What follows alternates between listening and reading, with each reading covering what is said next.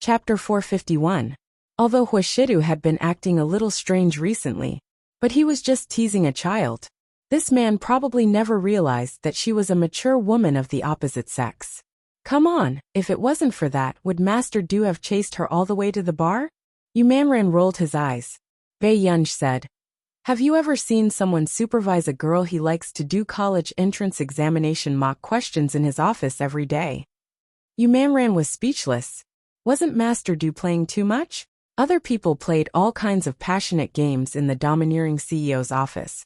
But he supervised the little girl to do her homework every day? Yumanran still wanted to struggle. Perhaps he just feels that dating and studying are not two different things. Bei Yunj sneered. All right.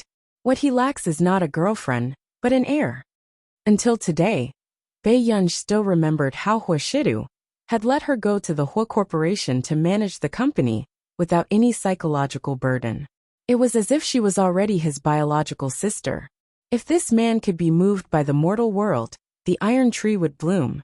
At this moment, Yumanran could only shut up after hearing this.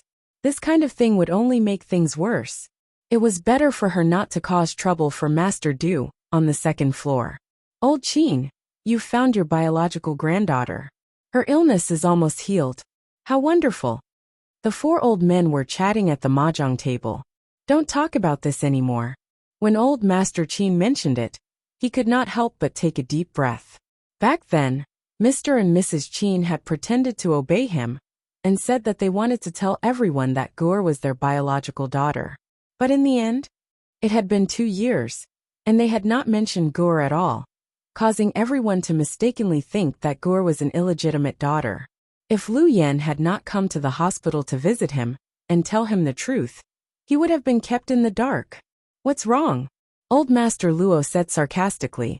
The 3 grandsons in the family are all promising. Aren't you happy? Is your granddaughter too lousy? Your granddaughter is the lousy one. Old Master Qin immediately retorted. Old Master Luo was stunned for a moment, then he sneered. What's wrong? Where's your granddaughter? You won't even let her say it? Old Master Qin rolled his eyes and couldn't be bothered with him. Old Master Luo snorted. My granddaughter just got into Herman University's finance department. In the future, he can even enter the company to help out at home. After saying this, everyone present could tell that Old Master Luo was showing off. Old Master Wu laughed and said, Isn't it all because of Old Bo's good fortune? Isn't Jin Xiao a famous talent in our circle? Old Master Luo also started to flatter. Yes, Jin Xiao is really good in every way. Who knew Old Master Bo did not even raise his head? She's not my biological granddaughter. Bo Jinxiao was a distant relative and did not have much to do with the Bo family. However, because Bo Jinxiao had always been outstanding since she was young, the Bo family valued her very much. However, this Bo family did not include Old Master Bo. Old Master Bo's personality had always been perverse, and he did not like delicate little girls. However, when the others heard Old Master Bo's words, they felt a little awkward. Even if she's not your biological granddaughter, she's still a junior. Old Master Qin was the only one among the 3 who dared to say this about Old Master Bo. After all, ever since Old Master Bo was young, the Bo family had been like the sun in the sky. They were the people that others wanted to please. It's my treat today. Old Qin stopped talking. Old Master Bo said unhappily. Old Master Qin was speechless. This damned old man was really demanding. Chapter 452. All right, let's play another round and go down to see them. Old Master Bo said. Okay. Then let's play another round. In the hall downstairs. Oh my, look. Bo Jinxiao is really the center of attention the moment she comes back. The surrounding socialites' gazes drifted over from time to time to Bo Jinxiao, who was chatting with the young masters of the various corporations. In a corner not far away, Bei Yunj was eating snacks and put some on Yumanran's plate from time to time. Suddenly, Master Pei, you're here too. Bei Yunj turned around and saw Chu Zhixing and Lu Yuanxi. He was wearing a suit and looked handsome and dignified, especially Chu Zhixing. After a month or 2, he had lost a lot of weight. His black eyes were sparkling, and his facial features were deep, attracting the attention of many young women. Are you here to steal the cake? Where are you? Lu Yuanxi casually plucked the cherry from Bei Yunji's cake and threw it into his mouth. Bei Yunji stopped and looked at him expressionlessly. Goor, there's more. Yu Manran hurriedly stuffed the cherry on his cake into Bei Yunji's mouth. Bei Yunji glanced at Yu Manran and asked Chu Zhixing lazily, Xiao Chu, why are you here? I came with my brother. With that said, Chu Zhixing could not help but look at Yu Manran. This also made Bei Yunji look at Yu Manran unconsciously. Seeing that Yu Manran was pretending not to know Chu Zhixing, she did not ask further. Master Pei, did you see that? That person in the green dress over there is Brother Chu's sweetheart. Lu Yuanxi, what nonsense are you talking about? Chu Zhixing elbowed Lu Yuanxi heavily. Lu Yuanxi laughed and held his abdomen. You're still denying it? When I bumped into you at the door, I saw you staring at her. By the way, how many years are you younger than her? 4. Chu Zhixing could not help but look at Bo Jinxiao again. 4. Lu Yuanxi raised his eyebrows and happened to glance at Bei Yunji from the corner of his eye. Master Pei, do you think Brother Chu can do it? Bei Yunji glanced at Chu Zhixing and thought for a while. Xiao Chu, I suggest you try someone else. Why change? That big sister looks very gentle and generous. She's completely different from a girl with a bad temper like you. Lu Yuanxi laughed and teased. What are you doing, Master Pei? Are you jealous that she's feminine? Is it sour? Bei Yunji chuckled. What are you laughing at? Lu Yuanxi asked. Little Lu, there are some things that you can't understand. Bei Yunji sighed softly and smirked. She raised an eyebrow and smiled lazily. My face doesn't allow me to stir up trouble. Lu Yuanxi. Chu Zhixing. He had really underestimated the thickness of her skin. However, looking at this face, he really couldn't say anything against his heart. Yu Manran, who was beside him, also suppressed his laughter. He had long known that Gore had a vicious tongue, but he rarely saw her like this. It was inexplicably funny and down to earth. Suddenly, Zhixing. Not far away, Bo Jinxiao looked at Chu Zhixing in surprise. You seem to have lost a lot of weight. Hearing this, Chu Zhixing became nervous and clenched his fists unconsciously. You're getting more and more handsome. Sister Qiao can't recognize you anymore. Bo Jinxiao held Chu Zhixing's arm intimately, making the men around them feel jealous. Chapter 453. You're so rude. You're not even calling me sister. Bo Jinxiao thought for a moment and said with a smile. Then let's play a duet. How about that? Okay. Chu Zhixing only pursed his lips on the surface, a faint smile on his lips, but he could not help but feel happy. Not far away, Lu Yuanxi shook his head. You've been making things difficult for us for so long, so you're using it to chase after your goddess. One had to know that he and Bei Yunji had been practicing the piano with Chu Zhixing recently. If you're unhappy, are you going to play a duet with little Chu later? Bei Yunji asked in return. Hearing this, Lu Yuanxi had goosebumps all over his body. He looked at her expressionlessly. Bei Yunji ignored Lu Yuanxi and asked Yu Manran. Do you know if there's any place here where we can get some fresh air? Yu Manran was puzzled. You don't know about Platinum Gold Royal Hotel? It's my first time here. No way. This is the Hua Corporation's property, and Master, Du has never brought you here before. Yu Manran was secretly surprised. Then she said secretly, there's a pool behind There's also a theme restaurant and a large garden. Where do you want to go? The garden. Bei Yunji said. Okay, then let's go out secretly later. Yu Manran was already out of breath, especially when Bo Jinxiao was still around. Soon, after Chu Zhixing and Bo Jinxiao's duet ended, Bo Jinxiao played the second song by the side, causing countless people to exclaim in admiration. Look, Brother Chu's eyes are glued to Bo Jinxiao. Lu Yuanxi smiled carelessly, but to be honest, Bo Jinxiao's piano skills are not worse than Qin Youjiao's. Qin Youjiao's piano skills were exquisite.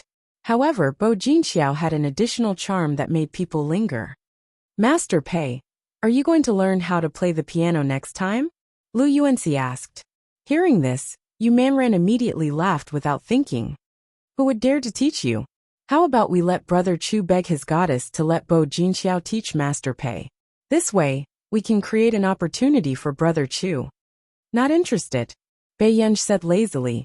With that said, Lu Yuanxi couldn't say anything more. Not long after, the old family heads upstairs came down. When I walked to the corridor, I heard a very good piano sound. I guessed that it was you, Yinxiao. Old Master Luo said with a smile.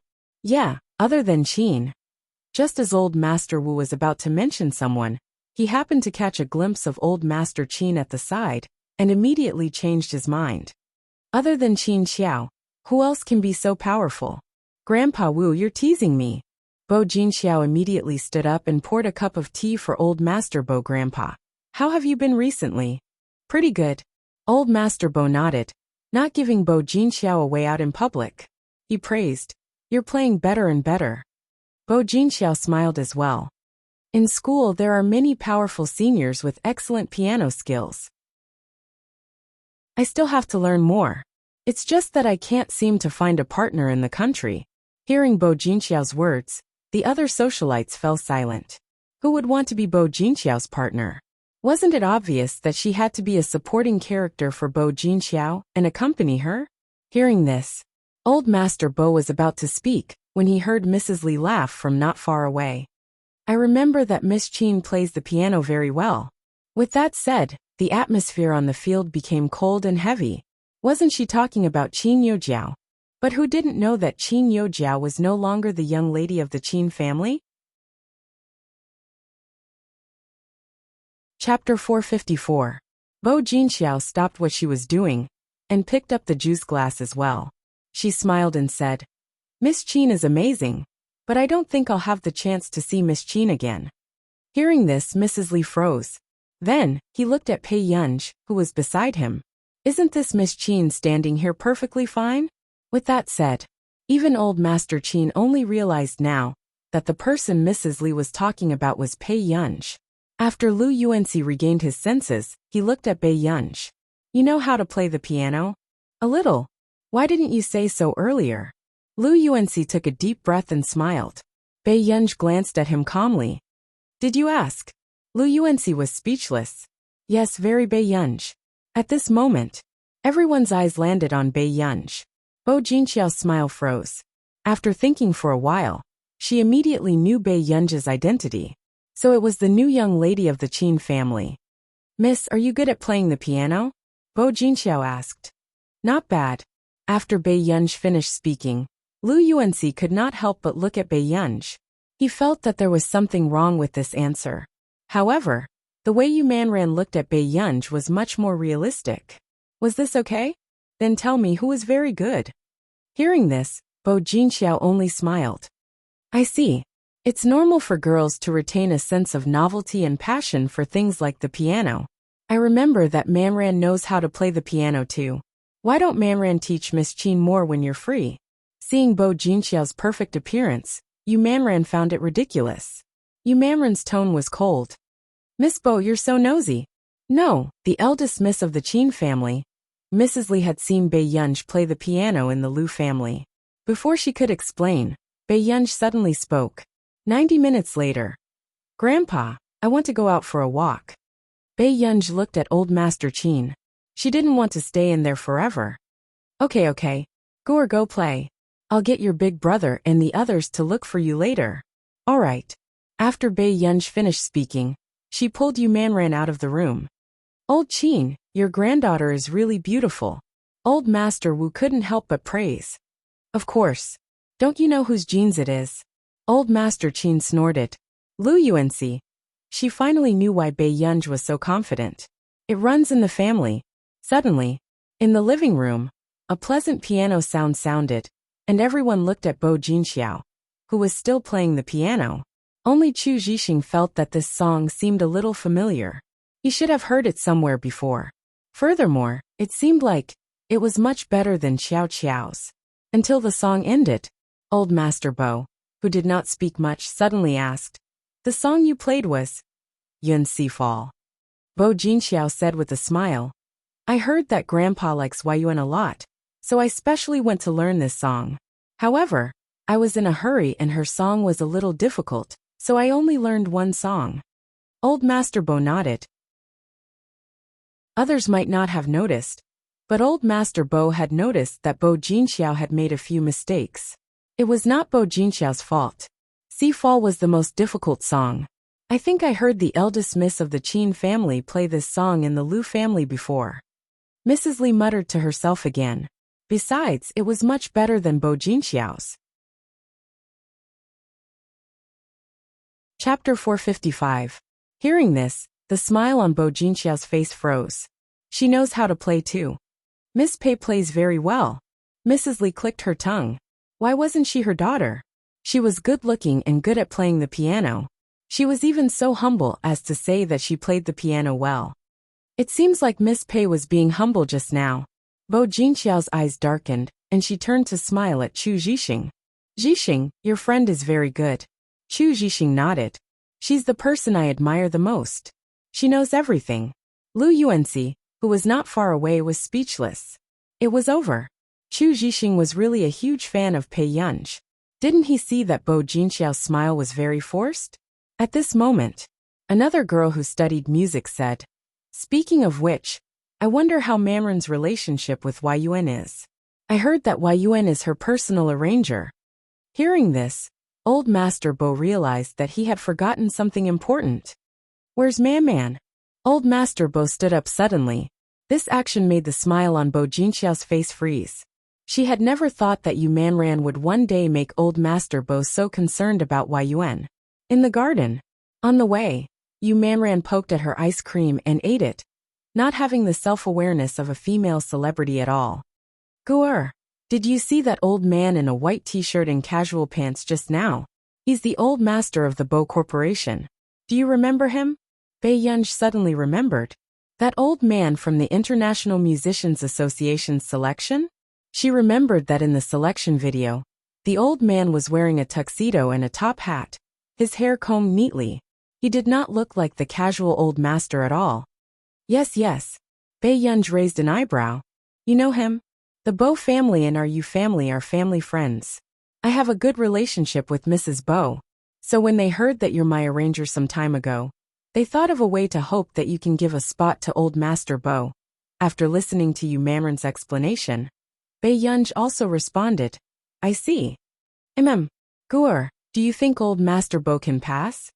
Yu Manran asked carefully. "I don't know." These words made Yu Manran sigh uncontrollably, but the next moment he heard Bei Yunj say, "But I quite like his music score. Let the Bo family find a professional teacher. That way, we will have more confidence in the selection." "Why don't you teach me, Ge?" Yu Manran probed. As expected, Bei Yunj looked up with a half-smile. "Is it fair to the other contestants if I teach him?" Hearing this, Yu Manran stopped begging. She could tell that Bei Yunj would not touch a matter of principle. When the banquet was about to end, Yu Hanran called and asked Yu Manran to prepare to go back with him. At this moment, Bei Yunj and Yu Manran were also preparing to leave, but they did not expect to bump into Bo Jinxiao. It was as if she was looking for someone on purpose. "Miss Pei, are you going back?" Bo Jinxiao asked with a smile. Bei Yunj's eyes curved and her red lips curled up lazily, but she still gave off a distant feeling. "Then do I have a chance to be friends with Miss Pei? If possible, would Miss Pei be willing to give me your contact number?" Before Bo Jinxiao could finish, Bei Yunj interrupted her calmly. "Miss Bo, you're too polite." Although she said this, it was obvious that she did not intend to be friends with Bo Jinxiao. Chapter 456. It was obvious that it was Bo Jinxiao's first time being rejected, and she felt a little uncomfortable. But she pretended to be generous and glanced at Yu Manran beside her. "Is it because of Manran?" Turning around, Bo Jinxiao said to Bei Yunj, "But I have a good relationship with Zhixing. I don't lack friends." Bei Yunj smiled. No matter how good she was at tolerating it, Bo Jinxiao's smile disappeared completely in the face of Bei Yunj's attitude. From the corner of her eye, she happened to see the bracelet on Bei Yunj's wrist, and a trace of surprise flashed past her eyes. Perhaps because she had been staring for too long, The young lady who came with Bo Jinxiao also noticed that Bei Yunj and Bo Jinxiao were wearing the same bracelet. Why is this bracelet the same as yours, Jinxiao? The young lady said with a smile. It should be a coincidence. The moment Bo Jinxiao finished speaking, the young lady's tone suddenly became sharp and strange. Jinxiao, there are many people in our industry who imitate your outfits. What's so strange about that? It's just that this bracelet is a love gift from young Master Chu, and someone actually has the cheek to copy it. Are you done? Miss Bo, did you change your profession and become an artiste? You've been overseas for 2 to 3 years, and there are still people imitating your outfits? Yu Manran immediately laughed, his tone cold.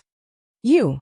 The girl's face turned livid, but she did not dare to say anything overboard in front of Yu Manran.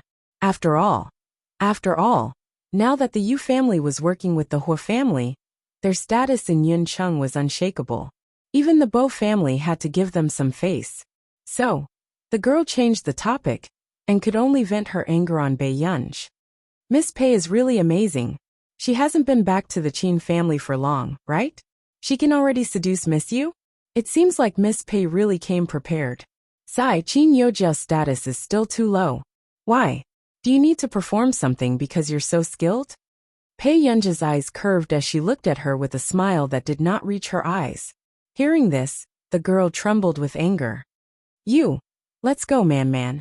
Bei Yunj was about to leave when she was stopped by the girl. Stop. You're wearing the same bracelet as her. How can you be so nonchalant? The temperature in Bei Yunj's eyes gradually dropped. However, when she looked up, she saw Qin Luyan standing behind Bo Jinxiao and Bo Jinxiao. Under the thin gold-rimmed glasses, his refined and noble eyes seemed to emit a trace of coldness. His dark eyes were frightening. Gur. As soon as he finished speaking, the girl, who had been arrogant just a moment ago, instantly felt a chill down her spine. This year, the Qin Corporation had expanded too quickly. People in the industry had no choice but to pay attention to this young and promising President Qin. Bo Jinxiao turned around and saw the refined and handsome man walking toward Bei Yunj. Then, a trace of coldness flashed past his dark eyes hidden under his thin glasses. His long, bony fingers gently circled Bei Yunj's wrist. After undoing the bracelet, he threw it into the trash can. What our Gur has can only be unique. With that said, Qin Luyan took off his wristwatch and put it on Bei Yunj's wrist. Hearing this, he scoffed. So the eldest young master of the Chu family is so perfunctory when it comes to love gifts. He's not even willing to find a custom-made one. Instantly, Bo Jinxiao's face paled, and she looked at the man with the dangerous aura in front of her instinctively. However, at this moment, Qin Luyan only glanced at Bei Yunj's dress. Then, he knelt on one knee and tidied her dress seriously. Chapter 457. It was obvious. Qin Luyan doted on Bei Yunj to the bone. Seeing this, Yu Manran's eyes were filled with envy. Look, this was someone else's brother. What about her brother? Haha. Suddenly, Bo Jinxiao chuckled. President Qin must have misunderstood something. Then what does Miss Bo think I misunderstood? Qin Luyan did not look up, and there was no emotion in his eyes. However, Bo Jinxiao could not say a word. Do you need someone to remind you how you got together with Chu Ziyuan? Qin Luyan's eyes were refined and arrogant, but there was no gentleness. It was a frightening feeling that made people panic. Instantly, Bo Jinxiao's legs turned weak instinctively, and she took a step back. She never thought that Qin Luyan would target her because of such a small matter. My Gur doesn't like to follow the rules, but Miss Bo, you have to follow the rules. Qin Luyan's eyes were as dark as ink, filled with a deep and faint light, as if he could see through people's hearts. He smirked slightly. After all, what she has is inherent. But Miss Bo isn't. With that said, Bo Jinxiao's face paled and her pupils constricted. What did Qin Luyan know? At first, she thought that Qin Luyan had probably heard some rumors about her in the industry. But now, it seemed like Qin Luyan knew something he shouldn't know. Okay, I'll apologize to Miss Bo first. Excuse me. With that said, Qin Luyan left with Bei Yunj. Yu Manran, who was beside her, was slightly excited. F*ck, Yunj, isn't your older brother too handsome? Do you lack a sister-in-law? What do you think of me? Bei Yunj. I don't know. She only knew that in her previous life, there was a woman who loved Qin Luyan, but could not get him. So she destroyed the entire Qin family. At this thought, Bei Yunj glanced at her. Don't do anything rash. Tisk tsk. I couldn't tell that our is a brother complex. After Yu Manran was rejected, he was not sad at all, and was still laughing foolishly. Bei Yunj was speechless. At this moment, Bo Jinxiao was still standing on the spot. The girl next to her hurriedly comforted her. Jinxiao, President Qin dotes on his new sister very much, so I don't think he is targeting you on purpose. Who knew? Bo Jinxiao looked at Bei Yunj's departing figure and only smiled. Bei Yunj, what an interesting little girl. Yu Manran was about to go home, but he was brought back to the living room by the Bo family's butler. She realized that all 4 members of the Bo family were there. Auntie Bo, you are? Yu Manran felt an inexplicable sense of fear. Man, have you seen Yun? Old Master Bo could not hold it in any longer. He stood up and held Yu Manran's hand as he asked. Yes. She was not the only one who had seen it. Everyone present had seen it. When Old Master Bo heard this, his heart ached. That's great. He actually managed to see Yun in person. But on the surface, Old Master Bo still patted Yu Manran's hand reservedly. Not bad, good boy. Yu Manran was speechless. What's with this high praise? Yu Manran suddenly felt flattered. One had to know that Old Master Bo rarely praised anyone. I wonder if I'll have the chance to see Yun. Old Master Bo muttered to himself. Actually, I think the Bo family and the Hua family have a good relationship. Yu Manran hinted crazily without batting an eyelid. If you're free, why don't you go and see Master Du? No, that fellow is not easy to get along with. I don't like him. Hearing this, Old Master Bo looked unhappy and let go of his hand instinctively, wanting to sit back on the sofa. However, Yu Manran suddenly grabbed him and insisted, No, you like him. Chapter 458. Old Master Bo was stunned when he heard this. He did not know what this little girl meant. However, a dark look flashed past Bo Xiuqin's eyes and he said, If there's a chance, I'll bring grandfather to visit. No, why are we visiting the Hua family? Old Master Bo was very resistant. Ever since he met that junior from the Hua family more than 10 years ago, he never wanted to have anything to do with him again. Grandfather, Shida was still young back then. Didn't he just say a few words of truth? Why hold a grudge? Bo Xiuqin said leisurely. Old Master Bo was speechless. Did he just say a few words of truth? Initially, he had helped Old Hua teach the child his homework out of goodwill. In the end, this child was so young. Were the questions humans could do? As a student of the mathematics department at Neely University, and the oldest generation of intellectuals who had returned from overseas, he was discriminated against by a child. This was simply unbearable to look back on. After Yu Manran left, Bo Xiuqin still insisted on bringing Old Master Bo to visit the Hua family. Later on, the Old Master was so angry that he hugged his fishing rod and bucket for a few days, and refused to go downstairs. The next day, the moment Bei Yunj returned home, she saw Huashidu walking back with Old Master Qin. It seemed that Huashidu's relationship with Old Master Qin had improved after staying in the Qin family's old residence for the past 2 days. However, Bei Yunj greeted him, and still went upstairs first. What has Guer been busy with recently? Old Master Qin found it strange, and turned to look at Huashidu. Shidu, could it be that some brat has eaten a bear's heart and leopard's guts, and has designs on my precious Gu? Huashidu glanced at Bei Yunj's back view and laughed again. No, Shidu. You don't know how bad the kids are nowadays. Old Master Qin thought of the negative news about high school students falling in love, and was extremely nervous. He grabbed Huashidu's hand again. Shidu, after grandfather's birthday banquet ends in a few days, Guer will return to your place. You have to pay more attention to Guer. Don't let go, or be abducted by bad boys. The man licked his itchy teeth casually, and chuckled in a low voice. His posture was lazy and casual. Grandpa, don't worry. With me around, this won't happen. Upstairs, As soon as Bei Yunj returned to her bedroom, she found that the strong pink color had disappeared and was replaced by a simple wooden design. It also made Bei Yunj feel inexplicably relieved. Very soon, Bei Yunj answered Du Zhao's call. "Guer, I found it.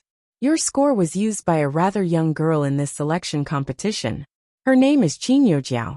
Bei Yunj had just sat down to turn on the computer when she heard old Master Qin's words. Her hand that was holding the mouse also paused. She said lazily, "It's her." Du Xiao did not expect that the person who stole Bei Yunj's score would be that talented girl. "She wants to compete with my score?" Bei Yunj chuckled as her eyes fell on the computer screen. Du Xiao said, "I'm not sure yet, but she's quite special." She knew that the person in charge this time was Wei Yuan, and still dared to steal Yun's score. Wasn't he a little too bold? "Elder Du, check again and see who else is involved in this matter," Bei Yunj said slowly. "You mean someone is helping her?" Du Xiao froze. "If I'm not wrong, it should be someone from our nation."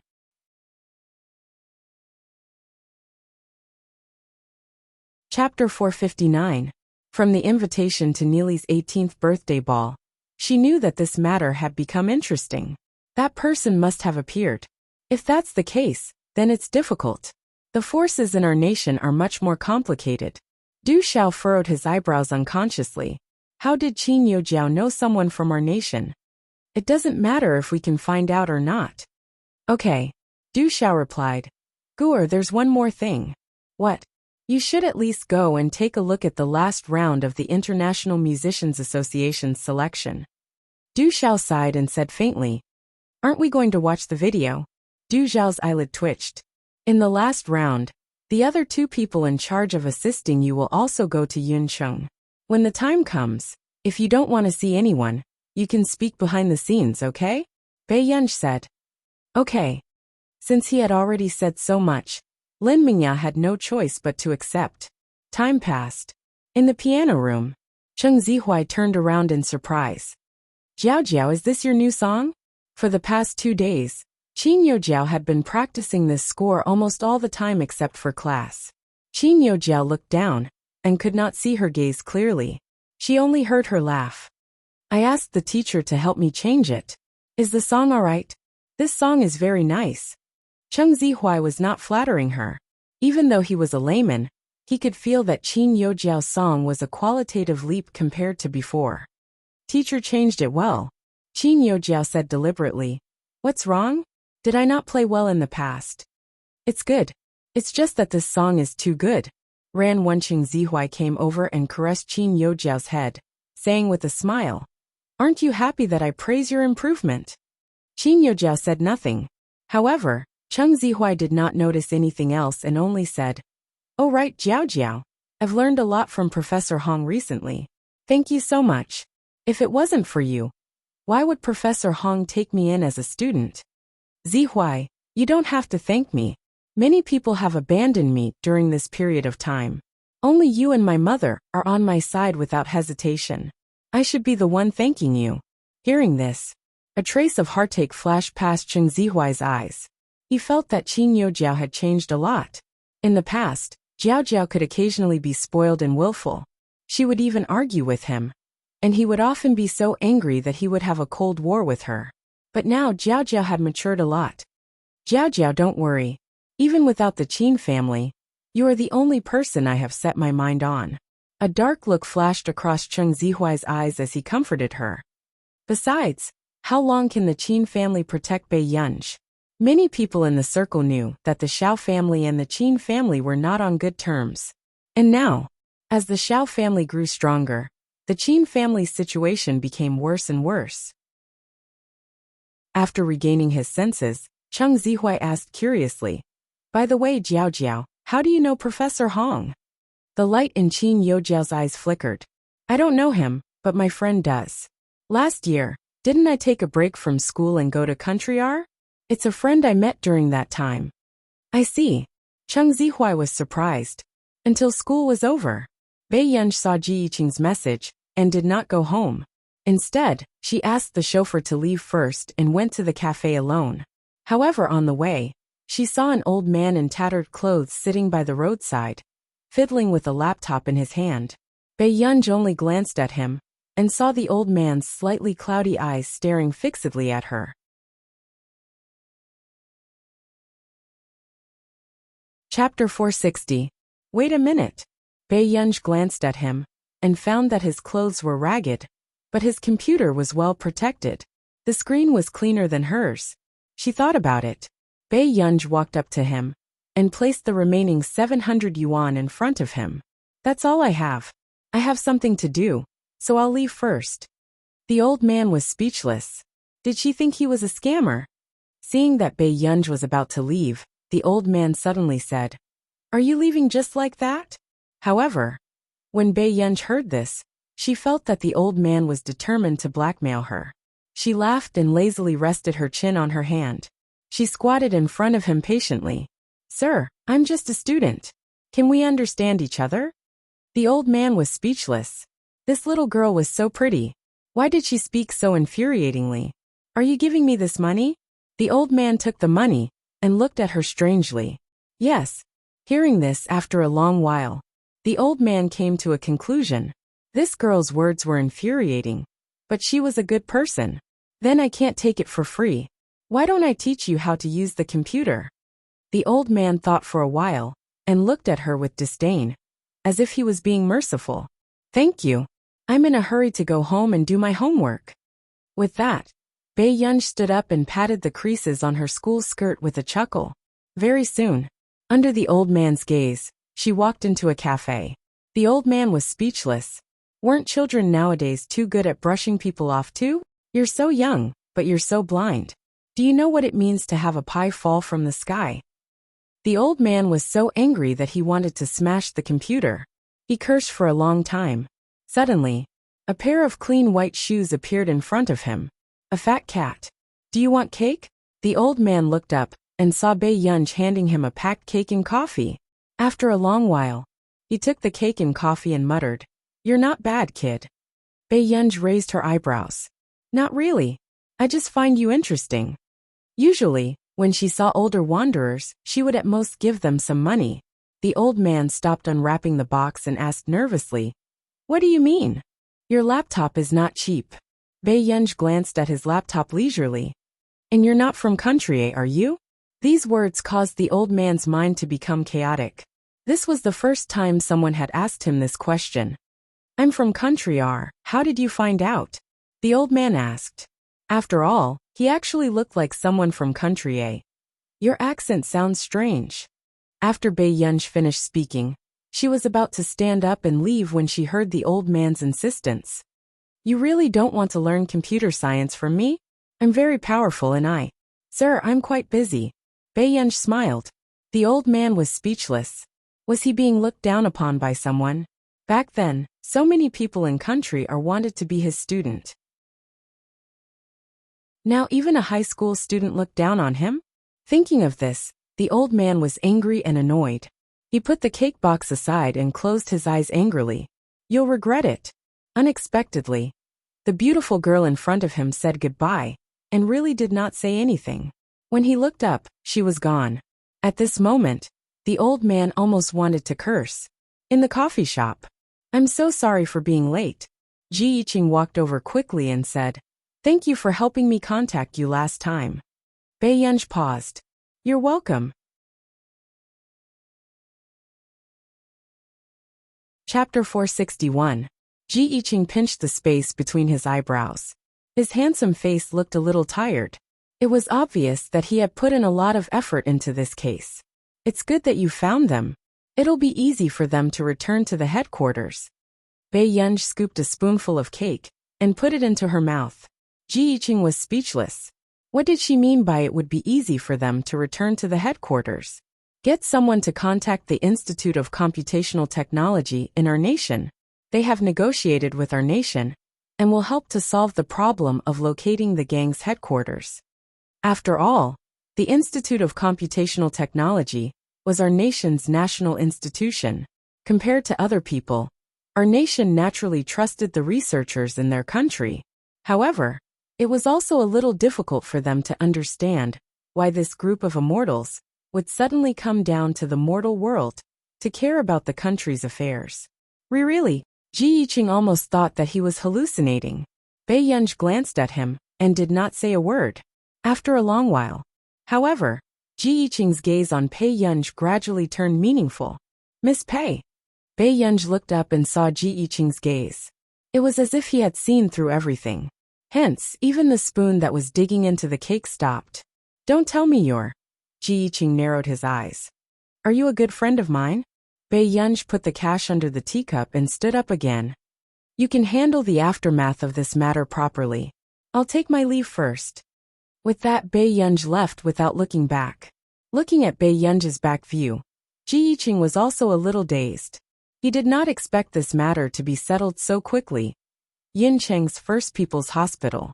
Why are you here again? The man on the hospital bed had a low and magnetic voice. Even the smell of disinfectant in the air was mixed with an inexplicable sweet smell. The old man fanned his nose and said in disdain, "Are the nurses and female doctors too diligent?" There was a strong smell of perfume. It's a routine check. The man was good-looking and had deep eyebrows. However, his gaze was as calm as the Dead Sea, and his thin lips were gently pursed. If one took a closer look, they would realize that the man was wearing a hospital gown. His left trouser leg was sunken, and there was nothing on it. This man was handicapped. Come on, if it weren't for your face, how could the nurses be so diligent? The old man's clothes were ragged, but he was carrying an exquisite fruit basket and a bunch of roses wrapped in black paper. This also attracted the man's attention. Where did you get the money to buy a present? He chuckled. Don't talk about it. A very beautiful little girl thought I was a scammer. She gave me 700 yuan and left. Hearing this, the man also seemed to find it novel, and a low chuckle sounded softly. The old man looked at him for a while. I haven't heard you laugh like that in a long time, Shang Yan. The smile on Shang Yan's lips disappeared. Are you really not returning to country? Those people in your family are not easy to deal with. They are probably trying to divide up your family property. The old man was silent for a moment, and suddenly smiled. I suddenly don't want to give it to them anymore. Before this, he had indeed planned to let whoever wanted to take the family property. What do you mean? Shang Yan looked at him in surprise. Isn't it good to find a suitable successor? At this point, the old man thought of the little girl, who didn't seem to be easy to deal with. You're really generous. Shang Yan couldn't help but smile. So, you're preparing to go back? I want to look for a successor here. At the same time, I'll get old Zhong to pull some strings.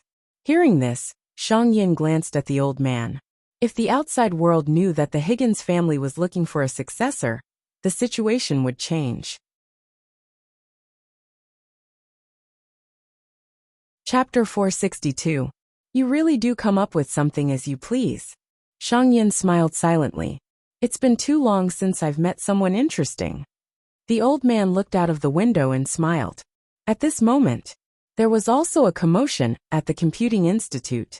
Zhong Xinglin called Marcus. Do you know that Nance came to Yincheng? Marcus did not seem to have expected Zhong Xinglin to mention this person. He was silent for a long time. He left a long time ago. The Higgins family has been in a mess for a long time. It's about the heir and the division of the family assets. Zhong Xinglin was silent for a while. Then do you know that he's preparing to choose an heir here? Is this old guy crazy? Marcus' body stiffened. Soon after, he was so shocked that he cursed. This Nance had traveled thousands of miles just to find a successor in Yuncheng. Was it because the flowers in our nation weren't bright enough that he started to be infatuated with the flowers and plants overseas? I don't know what's wrong with him either. He's already asked me to help investigate the elites in the computing field below the age of 35. Zhong Xinglin couldn't help but hit the back of his head. He didn't even like Si Qingyan just now. Who else does he want? He thought that this guy wanted to go to heaven. What heir? If he chose this condition, he wouldn't be able to find a successor, even if half of his body was buried in the ground. Did Nance suffer some agitation at your place? I don't know about that. Zhong Xinglin's lips twitched. Anyway, don't spread this matter. Otherwise, who knows how much trouble it will cause. If we don't spread it, we won't be able to hide it for long. Many people know that Nance went to Yuncheng this time. You're looking for the heir of the Higgins family with great fanfare. How can you not be targeted? Marcus chuckled. This was one of the 4 major families in our nation. 020 even the veteran members of our nation's Institute of Computational Technology were members of the research department that Higgins Corporation had split. Few people knew that Marcus was actually a researcher that Nance had brought along when he was young. This time, we're recruiting elites in the computing field in the name of a competition. Of course, we won't use Higgins' name, Zhong Xinglin continued. As for some outstanding juniors in the computing industry, I'll get Si Qingyan to invite them one by one. This was also to satisfy Nancy. Si Qingyan didn't even take a liking to her. This guy has high standards. I advise you not to waste your efforts. Marcus and Zhong Xinglin chatted for a while, and both of them forgot about a person in the office. Evening. Bei Yunj had just returned to the old residence when she realized that the house was very quiet. She looked around and saw only Huashidu, who was sitting on the sofa and working. Upon seeing this scene, Bei Yunj suddenly remembered that she often saw this scene when she returned home from the Hua family. Brother. Bei Yunj greeted her, and was about to go upstairs. Yunyun, are you still angry with me? Bei Yunj was stunned for a moment, before she turned to look at Huashidu. No. Bei Yunj rarely lost her temper. Even if she did, it would come and go quickly.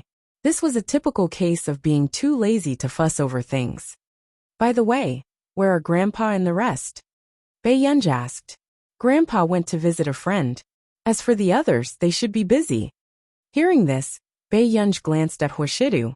She felt that Huashida's way of calling him Grandpa was more natural than hers. Then I'll go upstairs first. Bei Yunj had just finished speaking when Huashidu put down his laptop before she could go up.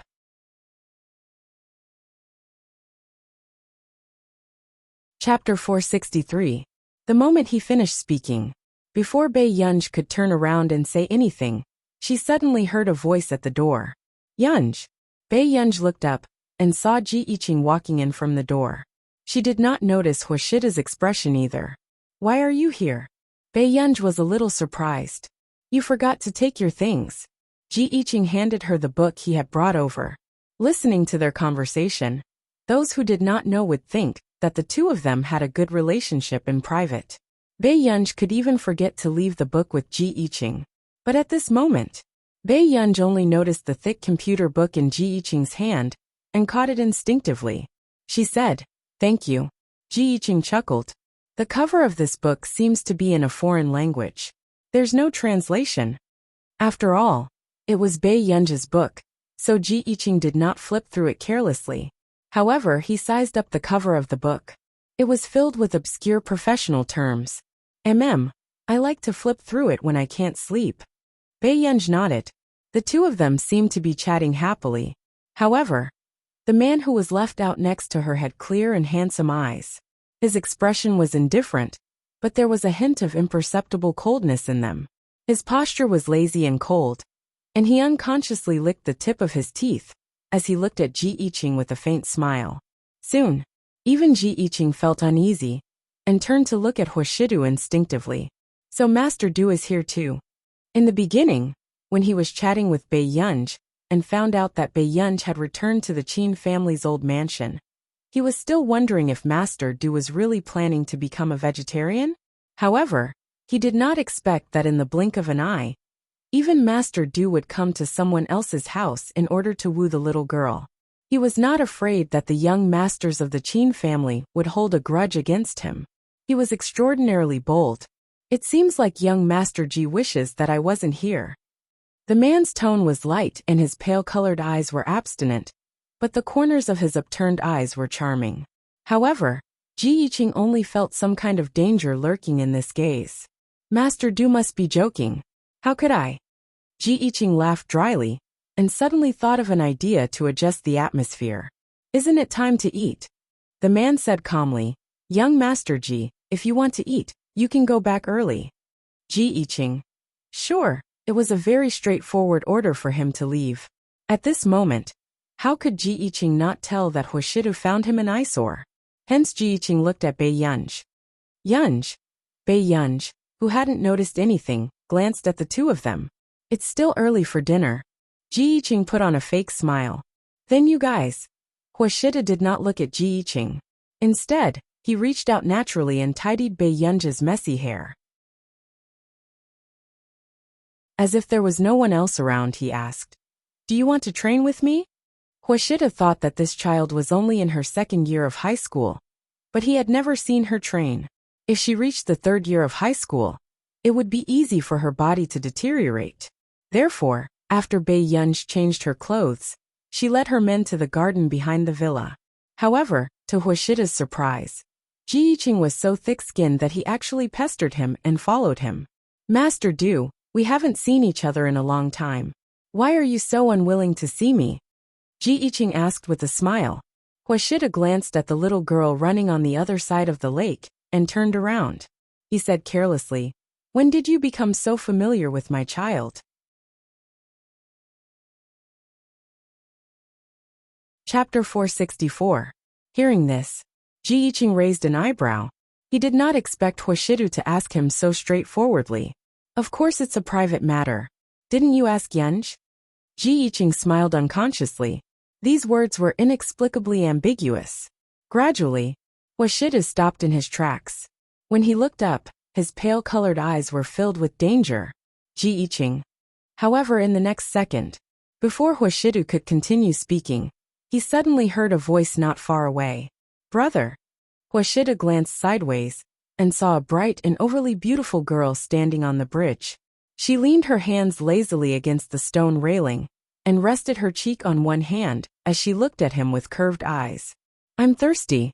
To Ji-ching's surprise, after Bae-yunj said this, Huashida really went back to get water for Bae-yunj. "It's my first time seeing Master Du dote on someone so much." Seeing Bae-yunj come down from the bridge, Ji-ching chuckled. Bae-yunj only used the towel around her neck to wipe her sweat. Her tone was casual and casual. "Ji-ching, don't make my brother angry." Ji-ching raised an eyebrow before his eyes met Bae-yunj's beautiful and clear eyes. "You know that Shidu is unhappy even though you're so far away?" Ji-ching was interested. He originally thought that Master Du's love was one-sided, but now it seemed like that was not the case. "Isn't it obvious?" Bae-yunj did not pay much attention to the meaning in Ji-ching's words. He only saw Huashidu return not far away, and immediately walked over. After the break, Ji-ching watched as Bae-yunj left and walked to Huashida's side. He could not help sighing. 361 reading, "Master Du, isn't your little girl too considerate?" A girl who looked like she was quite troublesome was quite enviable when she was protective. Huashida's eyes darkened. He roughly knew what his little girl had done after he went to get water. He smirked. "Really?" Ji-ching glanced at Huashida's expression and was a little interested. "You don't seem very curious why I said that. If you know something, you won't be curious." Huashida's tone was light as he looked up at him. "Shouldn't you be leaving?" Ji-ching. So she didn't think that he had the ability to steal her. She just didn't like him being an eyesore. "All right, I won't be an eyesore anymore." Ji-ching threw the bottle of mineral water into the trash can and looked at him again. He smiled and said, "But as a friend, I still have to remind you that you have to keep a close eye on this person." This was especially true for young girls. Their fondness for him was passionate and undisguised. But it comes and goes quickly. Young Master Ji has fallen in love once. You have quite a deep understanding. Huashida laughed slowly. Ji-ching. Was this the same as stabbing wherever it hurt? Bae-yunj didn't run for long before she sat down on the grass and scanned through the documents. "I don't want to." The next moment, a figure stood in front of her, blocking the dim yellow light of the street lamp. Bae-yunj looked up. The man in front of her curled his lips imperceptibly. Then, he squatted down lightly and pinched her bright and fair face as a punishment. His low voice was filled with a magnetic smile and teasing, as if it could easily stir people's hearts. "No wonder brother couldn't find you. So you were slacking off here." Bae-yunj, on the asphalt road.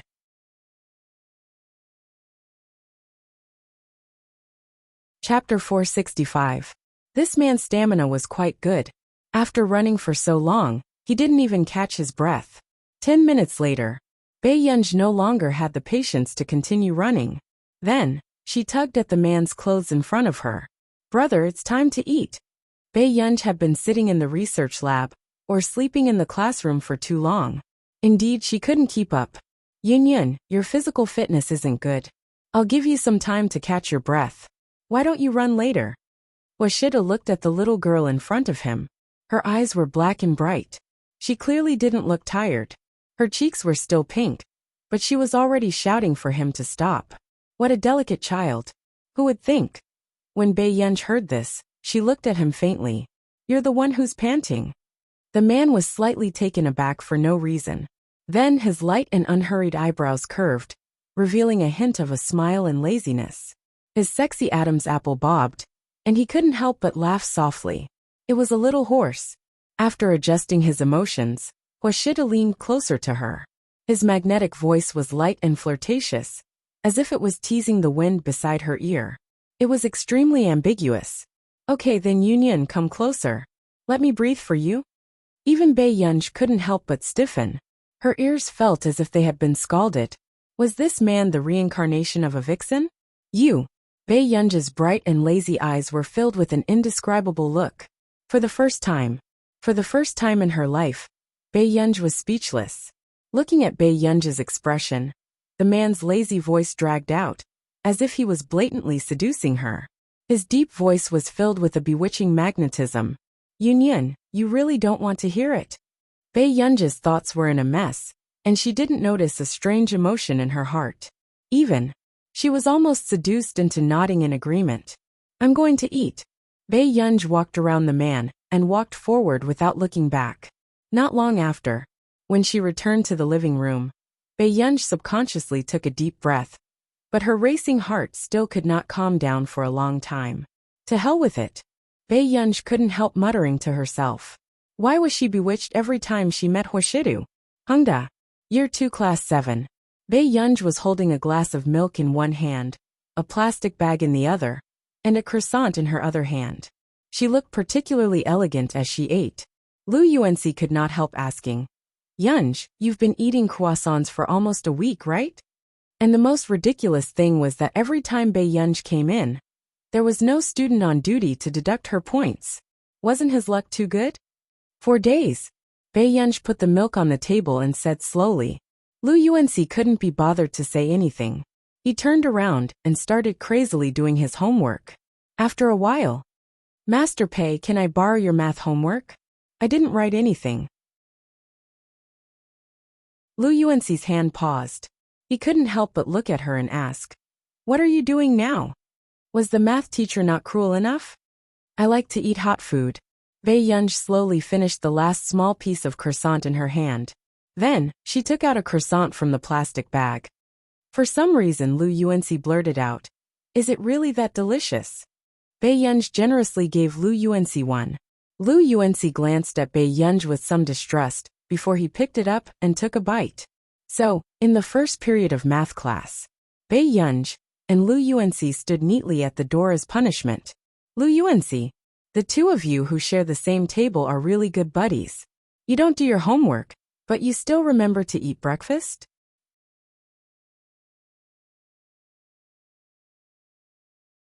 Chapter 466. Don't come back if you can't solve this question. The math teacher angrily threw out a sentence and returned to the classroom. At this moment, Bei Yunj and Lu Yuanxi were leaning against the railing, doing their homework in unison. "Master Pei." Lu Yuanxi suddenly shouted. Bei Yunj did not even look up. "What's the matter?"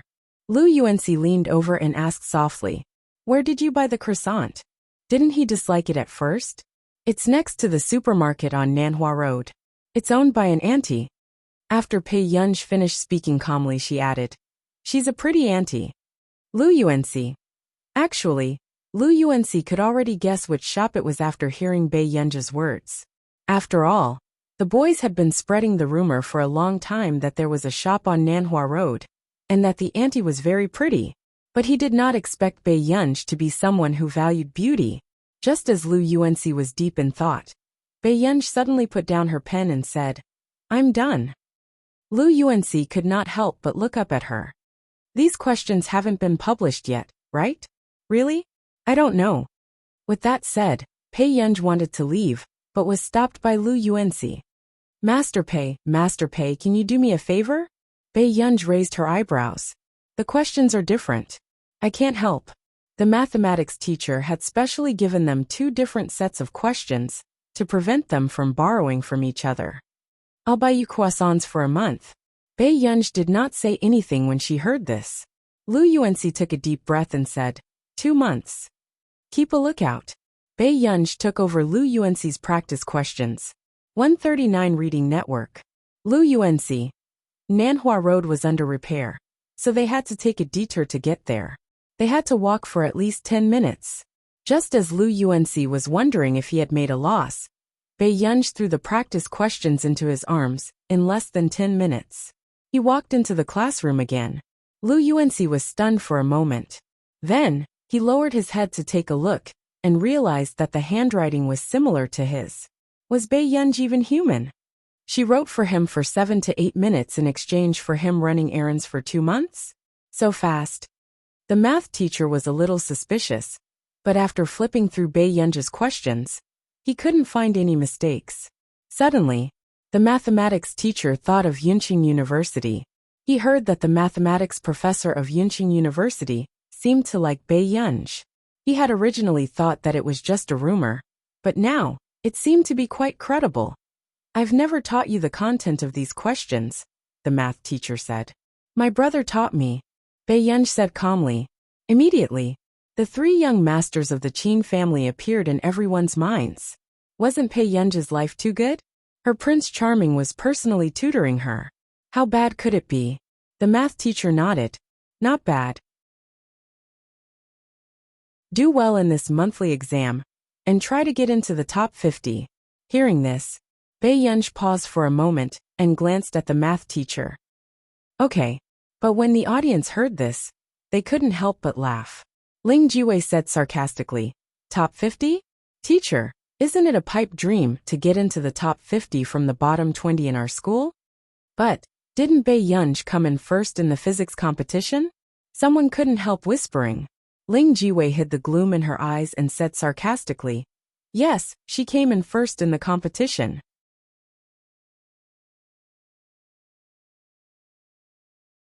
Chapter 467. Everyone in the class heard Ling Jiwei's words clearly. I've asked my uncle. There are only 2 people who can get full marks in the competition for decades.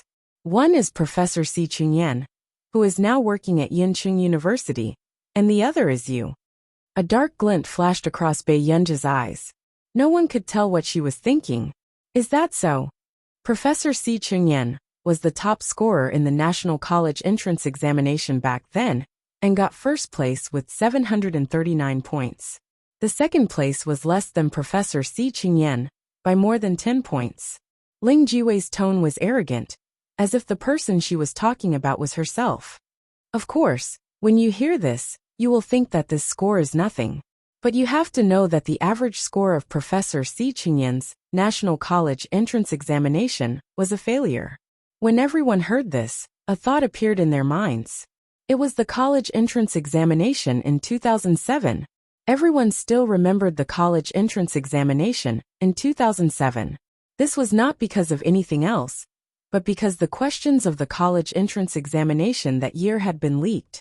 So they had officially started to use backup scripts. However, who would have thought that the backup scripts would be like purgatory? Almost all the university's cutoff scores had dropped by dozens of points. When they came back to their senses, everyone was also shocked. They were even afraid that they would encounter such a terrible thing. However, gradually, everyone looked at Pei Yunj with more probing and suspicion because of Ling Jiwei's words. Si Chunyan was only in his 20s, yet he could become a professor at Yin University. Everyone had heard of his heaven-defying results along the way. But what about Pei Yunj? Other than this physics competition, were there any other results that could be taken out? Student Ling seems to have always been very concerned about me. Pei Yunj's lips curled up. There was no guilt or fear in her eyes. I also don't want Hengda to have a morally corrupt student. Ling Jiwei sneered. The math teacher frowned. Ling Jiwei, Pei Yunj, if you can get into the top 50, Whatever happens to you has nothing to do with me. Bei Yunj interrupted her slowly, her tone still lazy. After all, I still remember what happened to student Ling on the field last time. Bei Yunj, Ling Jiwei was furious. She did not expect that Bei Yunj would dare to bring up this matter. Student Ling, it's good for everyone if you don't do things that lower your intelligence, Bei Yunj said slowly, and then looked at the math teacher. Teacher, can I go back to my seat now? Go. The math teacher nodded, and gave Ling Jiwei a warning look. Ling Jiwei gritted her teeth, and glanced at Bei Yunj viciously. Her hand that was holding the pen clenched into a fist. Didn't Bei Yunj take advantage of the fact that her homeroom teacher doted on her, and Lu Yuanxi, and Chu Zhixing treated her well? She wanted to see how many people would pay attention to this woman, once they saw her true colors. After class, Bei Yunj was called to the office. At first, Bei Yunj thought it was about math class, but she didn't expect Mr. Wen to look for her just to talk about the Hongda exchange competition. Teacher, I'm not free. Bei Yunj rejected him decisively without any hesitation. You don't have to attend every class. Just come once for math or physics. How about we make up the numbers? Mr. Wen was indeed in a hurry. Otherwise, he wouldn't have looked for Bei Yunj. Mr. Wen, I don't like to participate in this kind of competition. Bei Yunj's tone was casual, but her attitude was firm. Forget it. He didn't have much hope for her anyway. Mr. Wen sighed. Okay, then call Chu Zhixing over. Okay. Bei Yunj's lips curved. Chapter 468. At the same time, at the Computing Institute. Why are you in such a hurry to organize a competition? Si Qingyan asked in confusion. He had been counting the number of participants since yesterday. What else can I do? If it weren't for the fact that you weren't fancied, would I have gone through so much trouble? Zhong Xinglin chuckled. When Si Qingyan heard this, he immediately reacted. Is it because Nance wants to organize a competition? What else? Zhong Xinglin glanced at him and said faintly. That's true. How can we get so much money as a bonus? Si Qingyan nodded. Zhong Xinglin was speechless. Was this brat looking for a scolding again? Then, before Zhong Xinglin could find fault with him, Si Qingyan paused. After seeing the name of the applicant, he couldn't help but sneer. This Hong Chongzhen is really shameless.